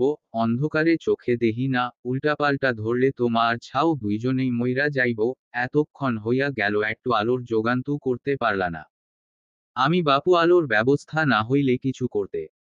কথাটুকু বলতে বলতে থামল বৃদ্ধা মহিলা, উৎকণ্ঠা নিয়ে আবারও বলে উঠল, আরে ওই তো দেহি আলো। বৃদ্ধাকে অনুসরণ করে রহিমও তাকালো সেদিকে। বিস্ময় কিংকর্তব্যবিমূঢ় হয়ে উঠে দাঁড়ালো ধীরে ধীরে। বিস্মিত কণ্ঠে বলল, স্যার আপনি? তানজিলের প্রতিক্রিয়া খেয়াল করা গেল না। মুখাবয়ব কঠিন আস্তর্ণে ঢেকে বলল, আপনার না আলো দরকার? এই নিন। দাইমা দ্রুত এগিয়ে গেল তানজিলের দিকে। হ হ বাবা, মাইয়াডা কিছুক্ষণের ভিতরেই বাচ্চা দিয়া দিব, আলো না পাইয়া কিছুই করতে পারতাছিলাম না, তেও বাবা এইখানে আমার ধারে দেও। তানজিল নিজের হাতের মোমবাতি এগিয়ে দিলেন বৃদ্ধার হাতে। বৃদ্ধা দেরি না করে তাড়াতাড়ি ঢুকে গেলেন ভেতরে। এদিকে রহিম মিয়া এখনো বাকরুদ্ধ। সামনে দাঁড়ানো সুঠামদেহী পুরুষ মানুষটাকে চিনতে পারলেন না তিনি। এই কি সেই লোক, যে কিনা একটা মোমবাতির জন্য তাকে বেধড়ক মেরেছিল? নির্দয়, হৃদয়হীন অমানুষ লোকটা কি করে এখানে আসলো মোমবাতিটা ফিরিয়ে দিতে? রহিম হতভম্ব হয়ে বলল, স্যার আপনি কি হ্যায়, যে আমারে মারছিলেন? নাকি আপনের কি যমজ ভাই আছে? তানজিল দীর্ঘশ্বাস ছাড়ল, নিষ্প্রভ দৃষ্টিতে তাকালো এদিক সেদিকে। লোকটার বাড়ির আমিনা পানিতে টইটম্বুর, তখন তো বলেছিল না খেয়েছিল 2 দিন, মেয়েটাকেও নাকি কিছু খাওয়াতে পারেনি। লোকটার বলার থেকে বাস্তবতা আরো বেশি কঠিন এবং কষ্টের মনে হলো তানজিলের কাছে। এই পরিবেশে বেঁচে থাকতেই হয়তো খুব কষ্ট করতে হয়, সংগ্রাম করতে হয় লোকটার, তার উপর খাবার খাওয়াটা তো আরো বেশি কষ্টসাধ্য। তানজিল চোখ বন্ধ করে নিল, মিহি কণ্ঠে বলল, আমি দুঃখিত। আমার আসলে। কথাটুকু শেষ করে উঠতে পারল না তানজিল, তার আগেই দরজা খুলে হন্তদন্ত হয়ে ছুটে আসলো দাইমা। উত্তেজিত কণ্ঠে বলল, তোমার মায়ের অবস্থা তো ভালা না রহিম। বাচ্চা আসার আগেই পানি ভাইঙ্গা গেছে, বাচ্চা নিচে নামার বদলে উর্মি মিঠা যাইতাছে, শিগগির হাসপাতালে নিতে হইব। দাইমার কথায় আতঙ্কে কেমন কাঁপাকাপি শুরু কইরা দিল রহিম। কি কও বুয়া, এখন কি করুম আমি? হাসপাতাল তো মেলা দূর, তার উপরে রাস্তাঘাট পানিতে ডুইব্বা রইছে, এই সময় কেমনে নিমু হাসপাতালে? তা তো আমি জানি না রহিম, মাইয়া বাঁচাইতে পারবা বইল্লা তো মনে হয় না। রহিম উন্মাদের মতো কেঁদে উঠল। আমার মাইয়াডার হয়াত ফুরাইয়া গেছে বুয়া, আমার মাইয়া বাঁচতে পারবো না। বাঁচবে, ডন্ট ওয়ারি। আপনার মেয়ে বাঁচবে। তানজিলের ভরাট কণ্ঠ শুনে আরেক দফা চমকালো রহিম, কাঁদতে কাঁদতে বলল, মিথ্যা আশা কেন দিতাছেন স্যার? আমার মাইয়া কেমনে বাঁচব? কে বাঁচাইব আমার মাইয়ারে? আমি, আমি বাঁচাবো। দাইমা অবাক হলো, জিজ্ঞেস করল, কি কও বাবা? তুমি কেমনে বাঁচাইবা? আমাগো কাম আমরা পারলাম না, তুমি কেমনে পারবা? তানজিল জিভ দিয়ে ঠোঁট ভেজালো, বৃদ্ধাঙ্গুল দিয়ে কপাল চুলকে বলল, পারবো, কারণ আমি একজন ডাক্তার। টিনের চালে বৃষ্টি পড়ার শব্দ আর ঝড় বাতাসের মধুর গুঞ্জনের সাথে মিশে গেল একটি নতুন জীবনের ঘোষণা। সদ্য জন্মানো ফুটফুটে শিশুর দীপ্ত চিৎকারের শব্দ ছাপিয়ে গেল সমস্ত প্রতিকূলতা। মোমবাতির ক্ষীণ আলোয় জ্বলজ্বল করছে বাচ্চাটার শরীরে লেগে থাকা রক্ত। তানজিল নির্বাক অপারগ দৃষ্টিতে তাকিয়ে আছে বাচ্চাটির দিকে। হৃদয়ে এক অদ্ভুত শান্তির সামঞ্জস্যে তৈরি হয়েছে নাম না জানা তাণ্ডব। ধ্বংস আর সৃষ্টির এক অনির্বচনীয় সামঞ্জস্যের কাছে প্রকৃতির সব তাণ্ডব ফিকে হয়ে গিয়েছে। ম্লান হয়েছে তানজিলের স্থির চাহনির ভাষার বাঁধন। তানজিলের হাত থেকে বাচ্চাটিকে নিয়ে কাপড় জোড়ালেন দাইমা। বাচ্চার কান্নার আওয়াজ শুনে ঘরে ছুটে এলো রহিম। রহিমের দিকে তাকিয়ে দাঁত বের করে হাসল দাইমা, খুশিতে গদগদ হয়ে বলল, দেহ রহিম দেহ, তোমার মায়ের পোলা বাচ্চা হইছে। রহিম দুহাতে চোখের পানি মুছতে মুছতে বলল, আমার মাইয়া, আমার মাইয়া ঠিক আছে তো বুয়া? হরে রহিম, তোর 7 জন্মের ভাগ্য এই বিপদের ওয়াক্ত এমন একখান ফেরেস্তার লাহান ডাক্তার পাইচ্ছ। তোর মাইয়া আর নাতি দুজনই সুস্থ আছে। রহিম দুহাতে কোলে তুলে নিল বাচ্চাটিকে। মেয়ের মাথার কাছে বসে মাথায় হাত বুলিয়ে চোখের পানি ছেড়ে দিল রহিম। মেয়েটি নিভু নিভু চোখে তাকালো তার বাবার দিকে। অনেকক্ষণ যাবৎ চেঁচানোর কারণে গলা ভেঙে গিয়েছে। ভাঙা কণ্ঠেই হ্যাঁসহ্যাঁসিয়ে বলল, এই ফেরেস্তারে তুমি কই পাইলা আব্বা? আমি তো ভাবছি আমি আর বাঁচতে পারুম না। মেয়ের প্রশ্নের উত্তরে কি বলবেন জানা নেই রহিমের। কিছুক্ষণ আগেও যেই মানুষটাকে নমরুদের চেয়েও ভয়ঙ্কর মনে হয়েছিল সেই মানুষটা কিনা ফেরেশতা হয়ে তার মেয়ের জীবন বাঁচিয়ে দিল। এমন আশ্চর্যজনক সত্যি তার বোধগম্য হচ্ছে না কিছুতেই। নাতিকে মেয়ের কাছে শুইয়ে দিয়ে নিঃশব্দে উঠে গেল রহিম। অতিরিক্ত আবেগপ্রবণ হয়ে আঁকড়ে ধরল তানজিলের 2 হাত, কাঁদতে কাঁদতে বলল, স্যার আপনি কে আমি জানি না, কিন্তু আপনি আমার জন্য ফেরেশতা।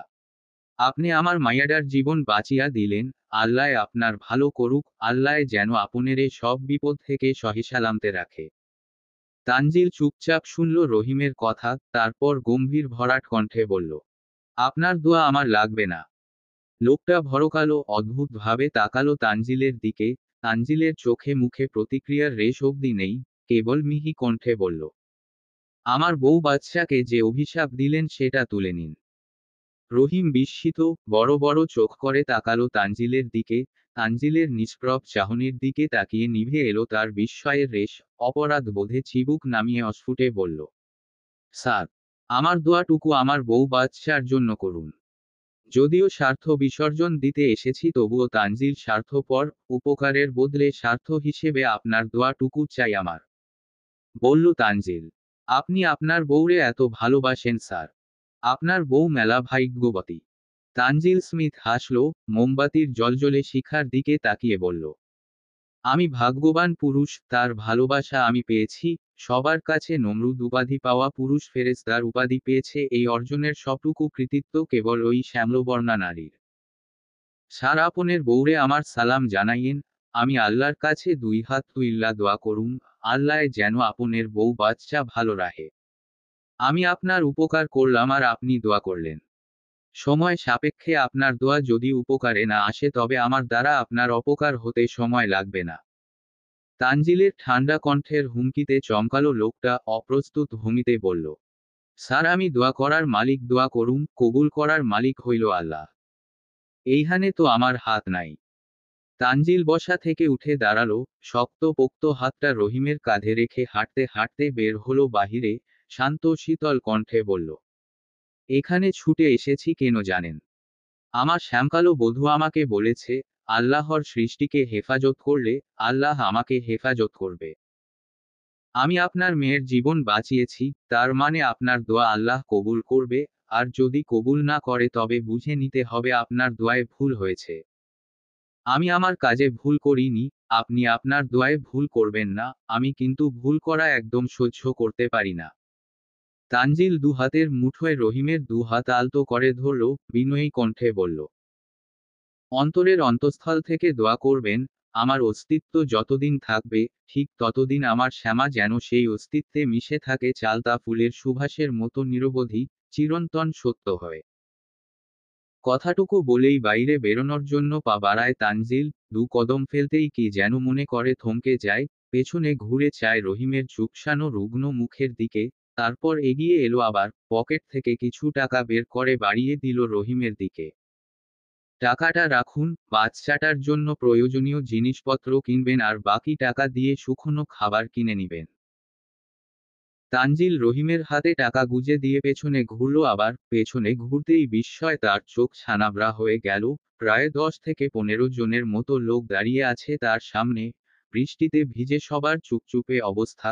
3জন মহিলা, 4জন পুরুষ আর 3টে বাচ্চা কেমন অসহায়ের মতো তাকিয়ে আছে তানজিলের দিকে। তানজিলের চোখে বিস্ময়ের রেশ কাটেনি। এতগুলো লোকের এভাবে দাঁড়িয়ে থাকার হিসাবটা ঠিক মিলিয়ে উঠতে পারল না তানজিল। হাঁটু অবধি পানি তার, অথচ সামনে দাঁড়িয়ে থাকা একটা ছোট্ট বাচ্চার বুক থেকে মাথা অবধি কেবল দেখা যাচ্ছে বাকিটুকু পানিতে ডুবন্ত। বাচ্চাটি সাঁতার কাটার মতো এগিয়ে এলো তানজিলের দিকে, হাত বাড়িয়ে ধরল তানজিলের বৃদ্ধাঙ্গুল। বাচ্চা ছেলেটির ঠান্ডা হাতের স্পর্শ পেয়ে তানজিলের বক্ষপিঞ্জিরা কেঁপে উঠল।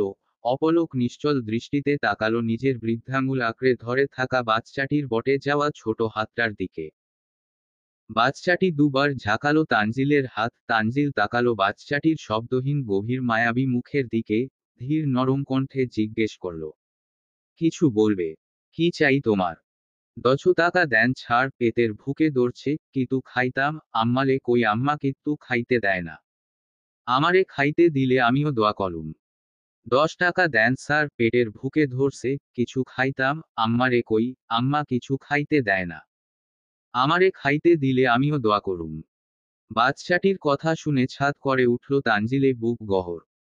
এক অদৃশ্য যন্ত্রণায় জর্জরিত হলো তানজিলের সমস্ত সত্তা। তানজিল হাঁটু গেড়ে বসে পড়ল পানির মধ্যে বাচ্চাটির সামনে, গভীর আবেগাপ্লুত হয়ে বলল, কখন থেকে খাও না তুমি? কাইল ছালাদিন কিত্তু খাই না, আম্মারে কইলে আম্মায় কান্তে আল আমালে পিদায়। আমাল ভুকে দোচ্ছে কেউ বুঝে না, ছোবাই পতা। কাইল সারাদিন কিছু খাই না, আম্মারে কইলে আম্মায় কান্দে আর আমারে পিটায়। আমার ভুকে ধরছে কেউ বুঝে না, সবাই পচা। তানজিল দ্রুত গতিতে তাকালো হাতঘড়িটার দিকে। অন্ধকারে সময় দেখা সম্ভব হলো না, তবে আনুমানিক রাত 8টা বা 9টা বেজে গিয়েছে ধারণা করা যায়। কেমন একটা অস্থিরতা অনুভব করল তানজিল। অস্থির ভঙ্গিতে মাথা তুলে তাকালো সামনে দাঁড়িয়ে থাকা বাকি লোকগুলোর দিকে।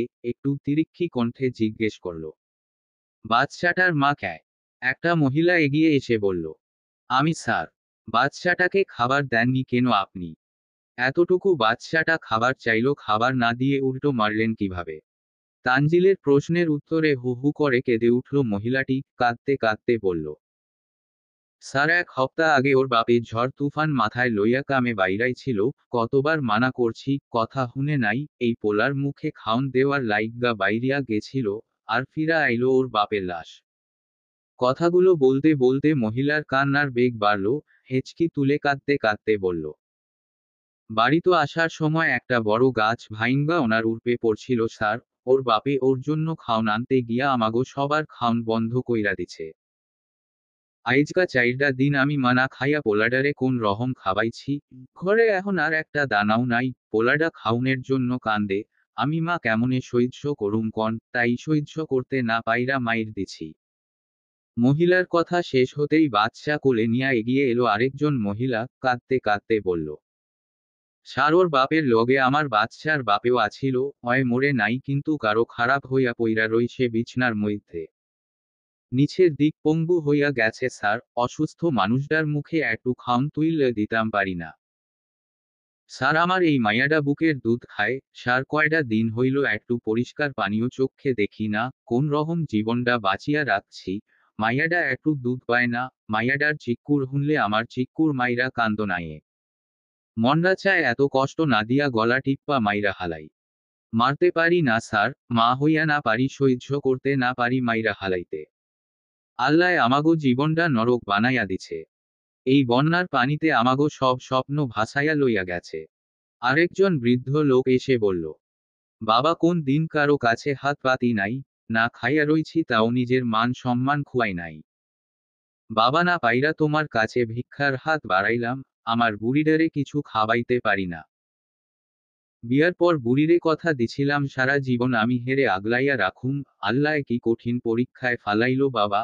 আমার বুড়ির মুখে খাওন দিতে পারি না। আমার বুড়ি খাওনের অভাবে মইরা গেলে আমার কথার খেলাপ হইব। আমি তো কইছিলাম তার আগে আমি মরুম।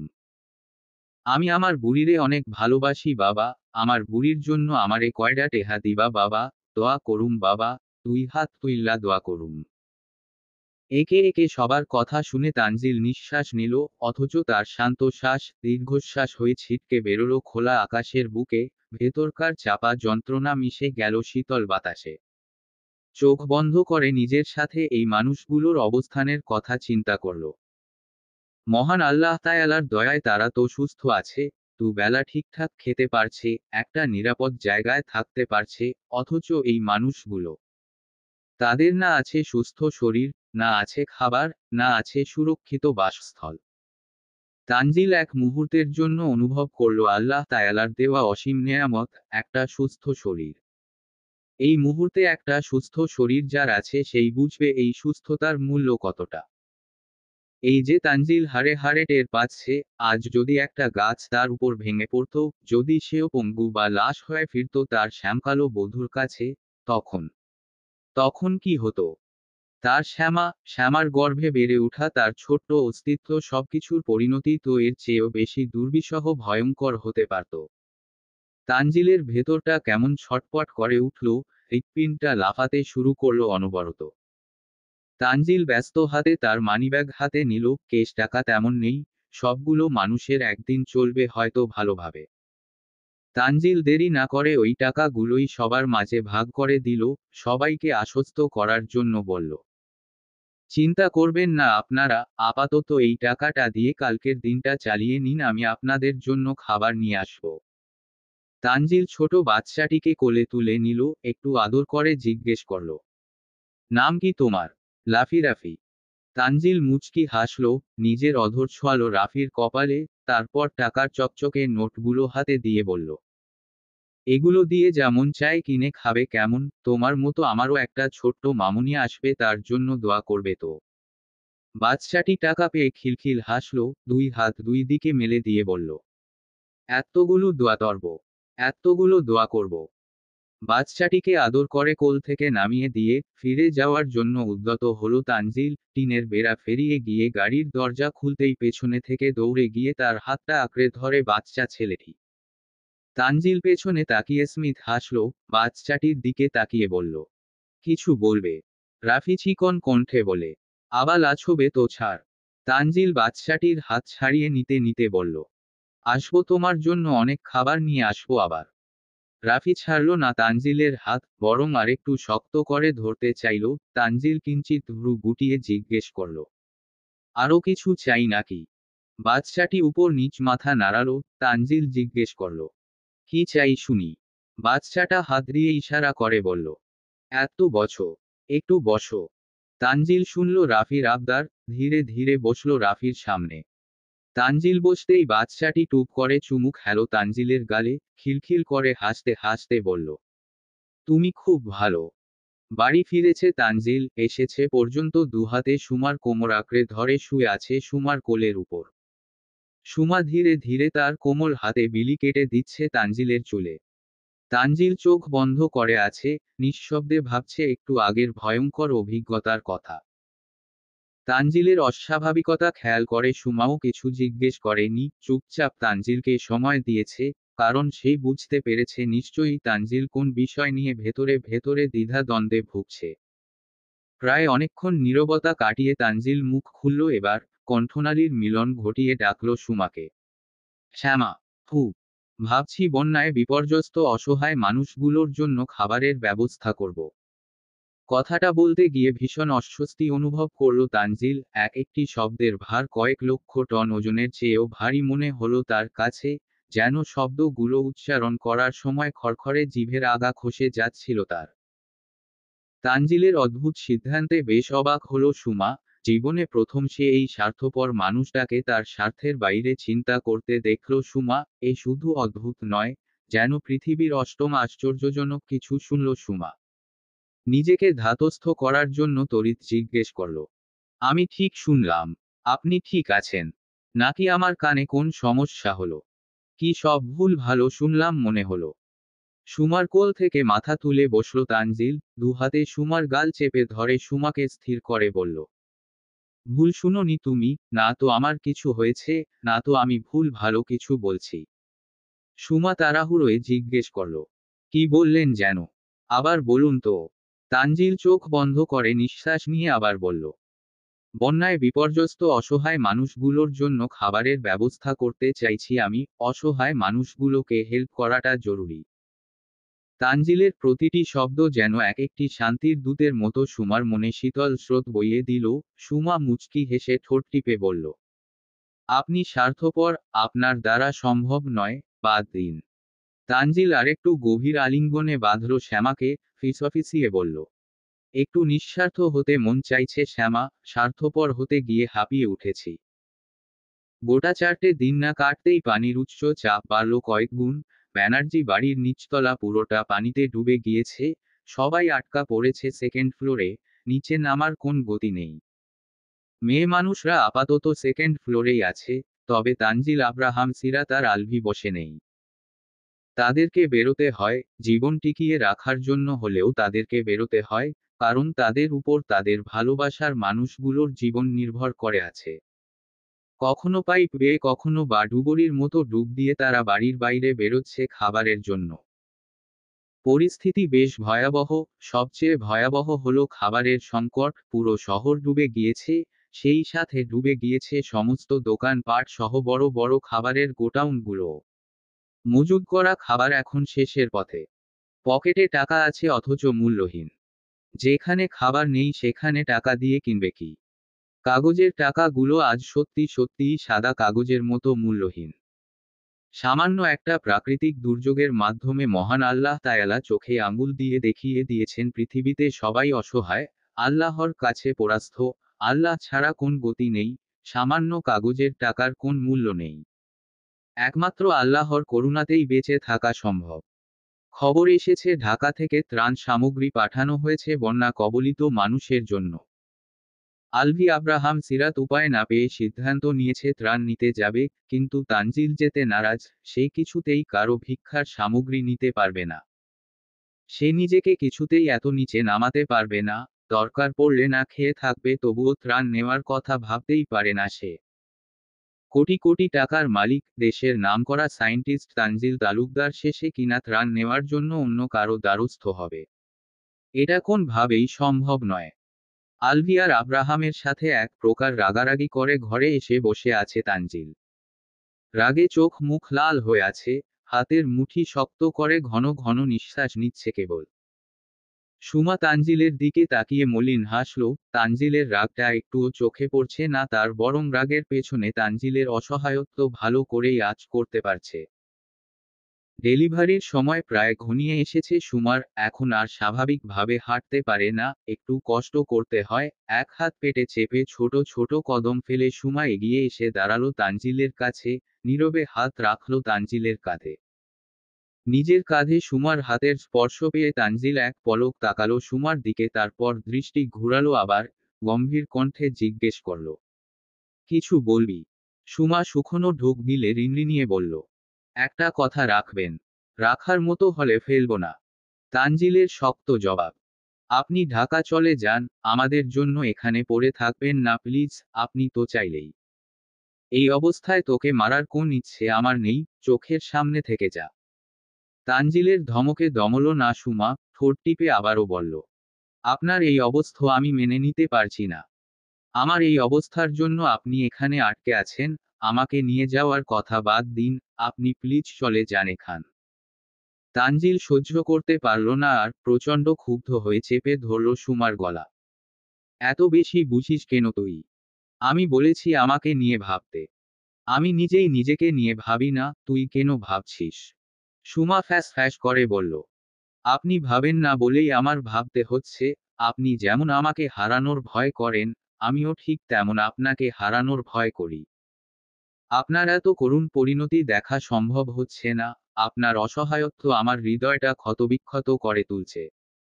দেখতে না পারলে চোখ বন্ধ করে থাক, তবুও এসব কথা দ্বিতীয়বার উচ্চারণ করবি না। আমি তোকে রেখে এখান থেকে যাব না, শুধু তুই একা নয়, আমার সন্তান আছে তোর গর্ভে, তুই কি করে ভাবলি আমি আমার অস্তিত্ব ফেলে রেখে চলে যাব? মৃত্যুকে ভয় পেয়ে পালিয়ে যাওয়ার মতো কাপুরুষ আমি নই। শেষ নিঃশ্বাস অবধি নিজের অস্তিত্বকে টিকিয়ে রাখার জন্য লড়াই করে যাব। কথাটুকু শেষ করে তানজিল ছেড়ে দিল সুমার গলা। সুমা বুকে হাত রেখে হাঁপালো কিছুক্ষণ, দম টেনে বলল, বিশ্বাস হচ্ছে ডক্টর? তানজিল ভ্রু কুঁচকে জিজ্ঞেস করল, কি বিশ্বাসের কথা বলছিস? এই যে আল্লাহর নিয়তি, যেমন কর্ম তেমন ফল। পাপ তার বাপকেও ছাড়ে না। সারা জীবন প্রফিট আর টাকাকে গুরুত্ব দিয়েছেন। যে কোন মূল্যে কোটি কোটি টাকা পাওয়াটাই আপনার মূল লক্ষ্য ছিল।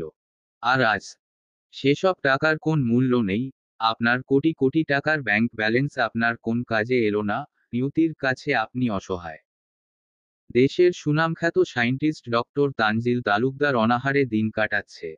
তার কাছে টাকা আছে, অথচ খাবার নেই। আজ আপনার সমস্ত অর্জন অর্থহীন হয়ে গিয়েছে ডক্টর। আল্লাহ তাআলা আপনাকে জীবনের সবচেয়ে সংকটময় মুহূর্তে এনে দাঁড় করিয়েছে। হোক সংকটময়, হোক হাজার গুণ দুর্লভ, তাতেও আমার কিছু যায় আসে না। আমার কাছে আমার মহামূল্যবান সম্পদ তুই, আমার সবচেয়ে বড় অর্জন। তোকে রক্ষা করার জন্য মহাপ্রলয়ের স্রোতের সাথে নিজের শেষ আত্মসম্মানটুকুও নিঃসংকোচে বিসর্জন দিব আমি, তবুও তোর কোন ক্ষতি হতে দিব না। তার মানে আপনি ত্রাণ নিতে যাবেন? তানজিল দীর্ঘশ্বাস ছাড়ল, চোখে ধরা দিল অসহায়ত্ব। রাগান্বিত লাল চোখ ছলছলে ঝাপসা। অশ্রু গড়িয়ে পড়ছে না তানজিলের দাপটে। শিখা চুপচাপ ঘাপটি মেরে বসে আছে নিজের ঘরে। চোখ মুখের ধরন বিকৃত তার, স্বাভাবিক নয়, অস্বাভাবিকভাবেই কপাল কুঁচকে আছে মেয়েটার, মুখটা চুপসে আছে।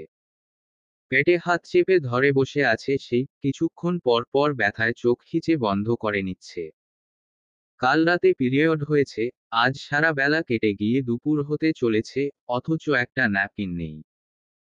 কোনোরকম একটা নেকড়া নিয়েছিল, সেটিও এখন ব্যবহারের উপযুক্ত নয়। এদিকে নেকড়া ব্যবহার করে অভ্যস্ত নয় সে। কি করবে না করবে কিছুই বুঝতে পারছে না শিখা। দোকানপাট সব পানিতে ডুবে গিয়েছে, কি করে একটা ন্যাপকিনের ব্যবস্থা করবে ভেবে পাচ্ছে না, এভাবে বেশিক্ষণ থাকাও যে যাবে না। নিজের শোচনীয় অবস্থার কথা ভাবলেই হু হু করে কান্না আসছে শিখার। চোখের পানি ঝরছে অজরে। দাঁতে দাঁত খিঁচে নিজেকে সামলে নেওয়ার বৃথা প্রচেষ্টা চালাচ্ছে কেবল। মিস শাকচুন্নি। আব্রাহামের ডাকে হকচকালো শিখা, দ্রুত চোখের পানি মুছে ঘুরে তাকালো আব্রাহামের দিকে। চাপা কণ্ঠে বলল, আপনি এই সময় আমার ঘরে কোন প্রয়োজন? আব্রাহাম প্যান্টের পকেটে 2 হাত রেখে শটান হয়ে দাঁড়িয়ে বলল, আমারও তো একই প্রশ্ন মিস শাকচুন্নি, এই সময় ঘরে কেন বসে আছেন?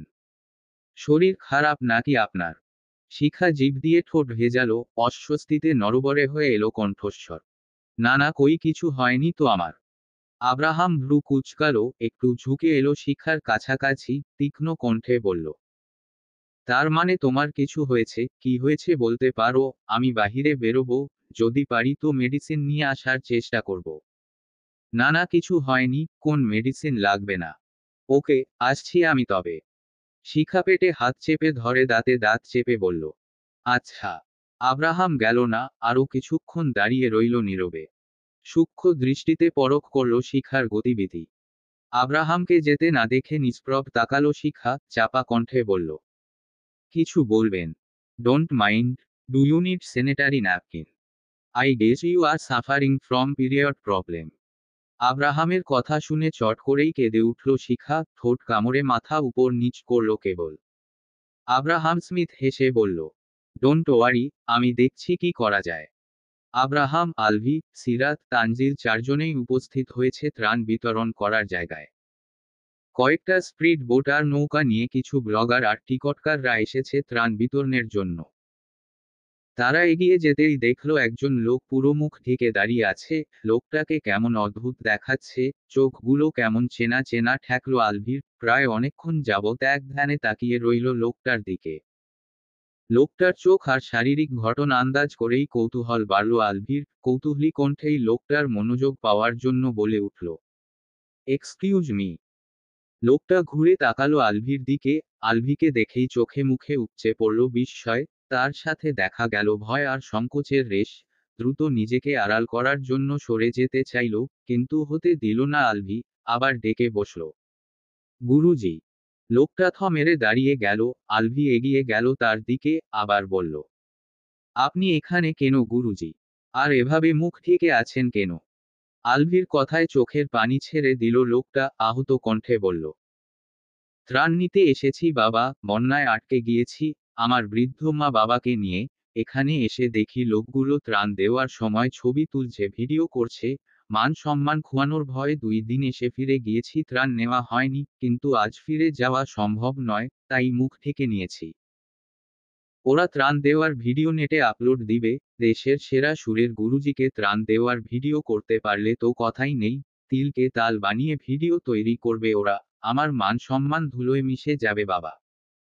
গুরুজির কথা শুনে মেজাজ বিগড়ে গেল তানজিলের। নিজেকে সামলানোর জন্য হাত মুঠি বদ্ধ করে দাঁতে দাঁত চেপে শটান হয়ে দাঁড়িয়ে রইল কেবল। আলভি দীর্ঘশ্বাস ফেলে বলল, ওরা মানুষের সাহায্যের উদ্দেশ্যে আসেনি গুরুজি, ওরা এসেছে নিজেদের লাইক ফলোয়ার বাড়াতে। আমরাও আপনার মতো ভুক্তভোগী, বন্যায় আমারও আটকে গেছি। গুরুজি কপাল কুঁচকালো, একটু কৌতূহলী কণ্ঠে জিজ্ঞেস করল, তোমরা কেন আটকে আছো বাবা? তোমরা তো ইচ্ছে করলে চলে যেতেই পারো, আমার না হয় পিছুটান আছে। আমাদেরও পিছুটান আছে গুরুজি। আমাদের ওয়াইফরা আছে আমাদের সাথে। একজন প্যারালাইজড আর একজন প্রেগন্যান্ট। কথার মাঝেই ডাক পড়ল গুরুজির। ত্রাণ বিতরণ করার লোকজনেরা ডাকছে। গুরুজি দ্রুত হাঁটল সেদিকে, খুব সাবধানে এগিয়ে গিয়ে দাঁড়ালো তাদের সামনে। মনে মনে ভয় একশেষ তিনি, এই না জানি কেউ তাকে চিনে ফেলল। হলো তাই, ওদের মধ্যে একজন চিনে ফেলল টিভির পর্দায় পরিচিত মুখ, সুরের গুরুকে। আরে আপনি গুরুজি আবু সায়েদ না?